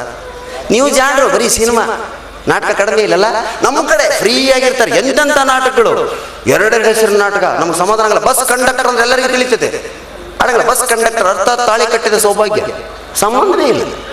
ಅಳಿಯ ಮಗಳ ಗಂಡನಲ್ಲ, ಅರ್ಥಾತ್ ಗೋಡೆಗೆ ಹಚ್ಚಿದ ಸುಣ್ಣ ಏನು ಹಾರಿಲ್ಲ, ಸಂಬಂಧವೇ ಇಲ್ಲ. ಕಳಚಿ ಬಿದ್ದ ಮಾಂಗಲ್ಯ, ಅರ್ಥಾತ್ ಕ್ಯಾಶ್ ಹಿಡ್ದವನೇ ಗಂಡ. ಇಲ್ರಿ, 2 ಹೆಸರು ಹಾಕಿ ಅದೇನೋ ನಮ್ಮಲ್ಲಿ ಫ್ಯಾಷನು. ನಮ್ಮವ್ರು ಸಿನಿಮಾ ತೆಗೆದ್ರು ಹಂಗೆ, ಸೊಸೆ ತಂದ ಸೌಭಾಗ್ಯ, ಪಟ್ಟಣಕ್ಕೆ ಬಂದ ಪತ್ನಿಯರು, ಎಲ್ಲ ಸಿನಿಮಾ ಸ್ಕೋಪೆ, ಜಾಗ ಸಾಲಲ್ಲ ನಮಗೆ. ನೋಡಿ, ನೀವು ಜಾಣರು, ಒಂದೊಂದೇ ಅಕ್ಷರ ಸಿನಿಮಾ ತೆಗಿತೀರ. A Om Z Q X, ಈಗಂತೂ ಇಷ್ಟೇ. ಏನು ತಿಳ್ಕೊಬತ್ತೀங்க? ನಮ್ಮ ಕಡೆ ಏನಿದು ಬಾವಿ ಅಂತಾರೆ. ಏನು ಸೂಪರಾ? ನೋಡಿ, ಇನ್ನೂ ನಾವು ಉಪೇಂದ್ರ ಅವ್ರಿಗೆ ಪ್ರೋತ್ಸಾಹ ಕೊಟ್ಟರೆ ಮುಂದೆ ಅವ್ರ ಸಿನಿಮಾ ಹ್ಯಾಕ್ ತೆಗಿತಾರೆ. ಕೈ ಕೊಯ್ ಕೊಯ್. ಇನ್ನೊಂದು ಸಿನಿಮಾಕ್ಕೆ ಹೆಸರೇ ಇಲ್ಲ. ಹೆಸರೇನು ಈ ಸಿನಿಮಾದು? ಒಳಗೋಗಿ ನೋಡಿ ಗೊತ್ತಾಗುತ್ತೆ. ಸಿನಿಮಾ ನೋಡಿ ಬಂದ ಮೇಲೆ ಹೆಸರು ಡಿಕ್ಲೇರು. ಅಂಥದ್ದೊಂದು ನಾಟಕ ಬಂತು ಸರ್ ಸಹಕಾರ ನಗರಕ್ಕೆ. ಏನು ನಾಟಕದ ಹೆಸರು? ರೈತನ ಗೋಳು, ಅರ್ಥಾತ್ ತಪ್ಪ್ಯಾರದಲ್ಲೇ ಮಗನೇ. ಏನ್ ನಾಟಕ? ಹೌದು ಸರ್, ನಮ್ಮ ನಾಟಕ, ಉತ್ತರ ಕನ್ನಡ ನಾಟಕ ಹಿಂಗೆ. ರೈತನ ಗೋಳು, ಅರ್ಥಾತ್ ತಪ್ಪ್ಯಾರದಲ್ಲೇ ಮಗನೇ. ನೆನಪಿರಲಿ ಸಹಕಾರ ನಗರದ ನಾಗರಿಕರೇ, ಈ ನಾಟಕಕ್ಕೆ ಉಚಿತ ಪ್ರವೇಶ, ಹೊರಗೆ ಹೋಗುವಾಗ ಟಿಕೆಟ್. ಎಲ್ಲೂ ಕೇಳಿಲ್ಲ ಜನ. ಉಚಿತ ಪ್ರವೇಶ, ಹೊರಗೆ ಹೋಗುವಾಗ ಟಿಕೆಟ್. ಎಲ್ಲಾದ್ರೂ ಉಂಟೇನ್ರಿ? ಬನ್ರಿ, ಎಲ್ಲ ಬಂದ್ರು ಸರ್. ಎಲ್ಲ ಬಂದು ಕೂತ್ ಮೇಲೆ ಥಿಯೇಟರ್ ಮಾಲೀಕ ಸುತ್ತ ಟೆಂಟ್ ಹಾಕಿಸ್ದ. ಎಲ್ಲೆಲ್ಲೂ ಡೋರ್ ಇಲ್ಲ, ಒಂದೇ ಒಂದು ಡೋರ್ ಬಿಟ್ಟು ಆ ಡೋರಲ್ಲಿ ಕೈ ಚೀಲ ಹಿಡ್ಕೊಂಡು ನಿಂತ. ಶುರುವಾಯ್ತು ಸರ್ ನಾಟಕ 10 ಗಂಟೆಗೆ. ಏನು ಮೊದಲನೇ ಸೀನೆ? ರಾಗಿಯನ್ನು ಬೀಸುವಂತ ಸೀನು. 50 ಸೇರು ರಾಗಿಯ ಚೀಲ ಹಿಟ್ಟಾಗೋವರೆಗೂ ಮುಂದಿನ ಸೀನೆ. ಹಾಕೋದು ಬೀಸೋದು, ಹಾಕೋದು ಬೀಸೋದು. ಒಬ್ಬ ಎದ್ದಿನ ಹೀಗೆ ನೋಡ್ದ, ಕೂತ್ಕೋ. ಆಮೇಲೆ 10 ಸೇರು ಹಿಟ್ಟನ್ನು ತಗೊಂಡು ಮುದ್ದೆ ಮಾಡೋದಕ್ಕೆ ಒಬ್ಬಳು ಕೂತ್ಲು. ಏನಮ್ಮ ಇದೆಲ್ಲ ಮುದ್ದೆ ಆಗಬೇಕು, ಎಲ್ಲ ನಾಟಕ ಕಂಪನಿಯವ್ರಿಗೆ ಮುದ್ದೆ ಇಲ್ಲಿಂದಲೇ. ಓ ಮೈ ಗಾಡ್ ಅಂದ್ರು. ಆಮೇಲೆ ಅಷ್ಟೂ ಜನ ಊಟ ಕೂತರು, ಎಲ್ಲರಿಗೂ ಊಟ ಬಡಿಸಿದ್ರು. ಒಬ್ಬರಿಗೆ ಬೇಜಾರು. 4 ತಾಸು ಆಯ್ತು ಸರ್ ಇಷ್ಟೊತ್ತಿಗೆ. ನಿಧಾನಕ್ಕೆ ಹೊರಗಡೆ ಹೊಂಟ್ರು. ಹೋಗಿ ನೋಡ್ತಾರೆ, ಮಾಲೀಕ ನಿಂತಿದ್ದಾನೆ ಬಾಗಿಲಲ್ಲಿ. 25 ರೂಪಾಯಿ. ನಾವೇನು ಹೇಳಿದ್ವಿ? ಉಚಿತ ಪ್ರವೇಶ, ಹೊರಗೆ ಹೋಗುವಾಗ ಟಿಕೆಟ್. ಅಯ್ಯೋ, ಈಗ ಇದು ಐಡಿಯಾ ನಮಗೆ ಗೊತ್ತಿಲ್ಲ. ಮತ್ತೆ ಒಳಗೆ ಬಂದ ಪಾಪ ಅವನು. ಇಲ್ಲಿ ತಡ್ಕೊಳ್ಳಾರ್ದಂಥ ಸೀನು ಏನು? ಕಟ್ಟಿಗೆ ಹೊಡೆಯೋ ಸೀನು. ಒಂದು ಚಕ್ಕಡಿ ಕಟ್ಟಿಗೆ ಸಣ್ಣ ಸೀಳಾಗೋವರೆಗೂ ಮುಂದಿನ ಸೀನ್ ಇಲ್ಲ. ಹೇಗಾಗಬೇಡ. 2ನೇ ಮತ್ತು 4ನೇ ಸೀನ್ ಬಂತು. ಏನು? ಇಡೀ ಕಂಪನಿ ಬಟ್ಟೆಗಳನ್ನೆಲ್ಲ ಒಗೆದ್ರು. ಆ ಬಟ್ಟೆಗಳೆಲ್ಲ ವೈರ್ ಕಟ್ಟಿ ಒಣ ಹಾಕಿದ್ರು. ಕೂತ್ಲೊಬ್ಳು, ಯಾಕಮ್ಮ ಕೂತೆ? ಒಣಗಿದ ಮೇಲೆ ಒಳಗೆ ಹೋಯ್ತೀನಿ. ಜನ ಹೋದ್ರು ಸರ್. ಎಷ್ಟೋ? 25. ಬಡ್ಡಿ ಮಗನೇ, 50 ತಗೋ, ನಮ್ಮನ್ನು ಬಿಡು. 100 ರೂಪಾಯಿ ತಗೋ, ನಮ್ಮನ್ನು ಹೊರಗೆ ಬಿಡು. 75 ಬೇಕಾ ತಗೋ. ನೋಡೋ, ದುಡ್ಡು ತಂದಿಲ್ಲ, ಉಂಗ್ರ ವಾಚು ನಡೆಯುತ್ತಾ? ಕೆಲವರು ಇಲ್ಲೇ ಹತ್ರ ಅಂತ ಲುಂಗಿ ಡ್ರೈವರ್ ಮೇಲೆ ಬಂದ್ಬಿಟ್ಟಿರ್ತೀವಿ. ಲುಂಗಿ ಬೇಕೇನ ನಾಟಕಕ್ಕೆ? ತಗೊಳ. ಬೇಟ ಬೇಕೇನ? ತಗೊಳ. ಶರ್ಟ್ ಬೇಕೇನ? ಜಾಕೆಟ್ ತಗೊಳ. ಚಶ್ಮಾ ಬೇಕೇನ? ತಗೊಳ. ಸಾರ್ ಪಕ್ಕದಲ್ಲಿರೋ ಸಾಲ ಕೇಳೋಕೆ ಶುರು ಮಾಡಿದ್ರು ಕೆಲವರು. ಸಾರ್ ಒಂದು 25 ರೂಪಾಯಿ ಕೊಡಿ ಸರ್, ಬೆಳಗ್ಗೆ ಕೊಡ್ತೀನಿ, ಇಲ್ಲಿಂದ ಹೋಗ್ಬೇಕಾಗಿದ್ದೇನೆ ಹೊರಗಡೆ. ಸಾರ್ ಅಂದ್ಕೊಂಡದಕ್ಕಿಂತ ಹೆಚ್ಚು ಕಲೆಕ್ಷನ್ ಆಗೋಯ್ತು. ಲಕ್ಷಾಂತರ ರೂಪಾಯಿ ಗಳಿಸ್ಬಿಟ್ಟ ಮಾಲೀಕ. ಒಳಗೆ ಬಂದು ನೋಡ್ತಾನೆ, ಎಲ್ಲ ಎದ್ದು ಹೋಗಿದ್ದಾರೆ, ಒಬ್ಬ ಮಾತ್ರ ಮಲಗಿದ್ದಾನೆ. ಯಾಕಂದ್ರೆ ಬಸ್ ತಪ್ಪಿಸ್ಕೊಂಡ್ಬಿಟ್ಟಿದ್ದ, ಬೆಳಗಿನವರೆಗೂ ಬಸ್ ಇಲ್ಲ. ಅವನು ಡಿಸೈಡ್ ಮಾಡ್ದೆ, ಈ ನನ್ನ ಮಕ್ಕಳು ಎಷ್ಟೊತ್ತು ಹಿಂಗೆ ಆಡ್ತಾರೆ ನೋಡೋಣ, ಇವನೊಬ್ಬ ಕೊಟ್ಟು ಹೋದ್ರೆ ಸಾಕು, ಏನೇ ಕೊಡಲಿ ಇಸ್ಕೊಂಡ್ಬಿಡೋಣ, ಇವನೊಬ್ಬನಿಂದ ಇಸ್ಕೊಂಡ್ರೆ ಸಾಕು ಅಂತ ಅವ್ರು ಆಡ್ತಿದ್ದಾರೆ. ಈ ಮಕ್ಕಳು ಮುಗಿಸೋರ್ಗು ನಾನು ಹೇಳ್ಬಾರ್ದು ಅಂತ ಅವ್ನು ಮಲಗಿದ್ದಾರೆ. ಕಡೆಗೆ ಇವರೇ ಸೋತರು ಸರ್. ಕೊನೆಗೆ ನಾಟಕದ ಮಾಲೀಕ ಬಂದು ಅಂಗಿ ಹರ್ಕೊಂಡು ಬನೀನ್ ಹರ್ಕೊಂಡು, ನೋಡಿದ್ದೀರಾ ರೈತನ ಗೋಳನ್ನು, ತಪ್ಪ್ಯಾರದಲ್ಲೇ ಮಗನೇ, ತಪ್ಪ್ಯಾರದಲ್ಲೇ ಮಗನೇ, ತಪ್ಪ್ಯಾರದಲ್ಲೇ ಮಗನೇ ಅಂತ 3 ಸಲ ಅಂದ. ಅವನೆದ್ದು ನಂದಲೇ ನಿನ್ನ ನಾವನ ಅಂದ. ಉಚಿತ ಪ್ರವೇಶ ಅಂತೇಳಿ ರೊಕ್ಕ ಇಟ್ಕೊಳ್ಳಾರ್ದ ಬಂದಿನ ನೋಡು, ನನ್ನ ಚಪ್ಪಲಿ ತಗೊಂಡು ಬಡಿಬೇಕು, ನಾಟಕಾಲೇ ಓದ್ಕೊಳ್ಳೋ ಮಗನಿಗೆ. ಹಾಗೆ ಇವತ್ತಿನ 2 ರಿಂದ 9 ಈ ಕಾರ್ಯಕ್ರಮ ಬಹಳ ಸ್ವಾರಸ್ಯಕರವಾಗಿತ್ತು ಸ್ನೇಹಿತರೆ. ಅಂದ್ರೆ ಅದೆಲ್ಲ ಸಹಕಾರ ವೀರೇಶ್ ಅವರಿಗೆ ಮತ್ತು ಅವರ ತಂಡದವರಿಗೆ, ಇದರ ಹಿಂದಿನ ಶ್ರಮ ಸ್ಪಾನ್ಸರ್ಗಳಿಗೆ ಸಲ್ಲಬೇಕು. ಅವರಿಗೆ ನಮ್ಮ ಅದ್ಭುತವಾದಂಥ ಚಪ್ಪಾಳೆ. ಕಾರ್ಯಕ್ರಮ ಹಿಡಿಸಲಿಲ್ಲ ಅಂದ್ರೆ ತಪ್ಪು ನಮ್ದಲ್ಲ ಸ್ನೇಹಿತರೆ, ಇದು ಅವ್ರದೇನೆ, ಕರೆಸಿದ್ದವರು ಬಂದದ್ದು ನಾವು.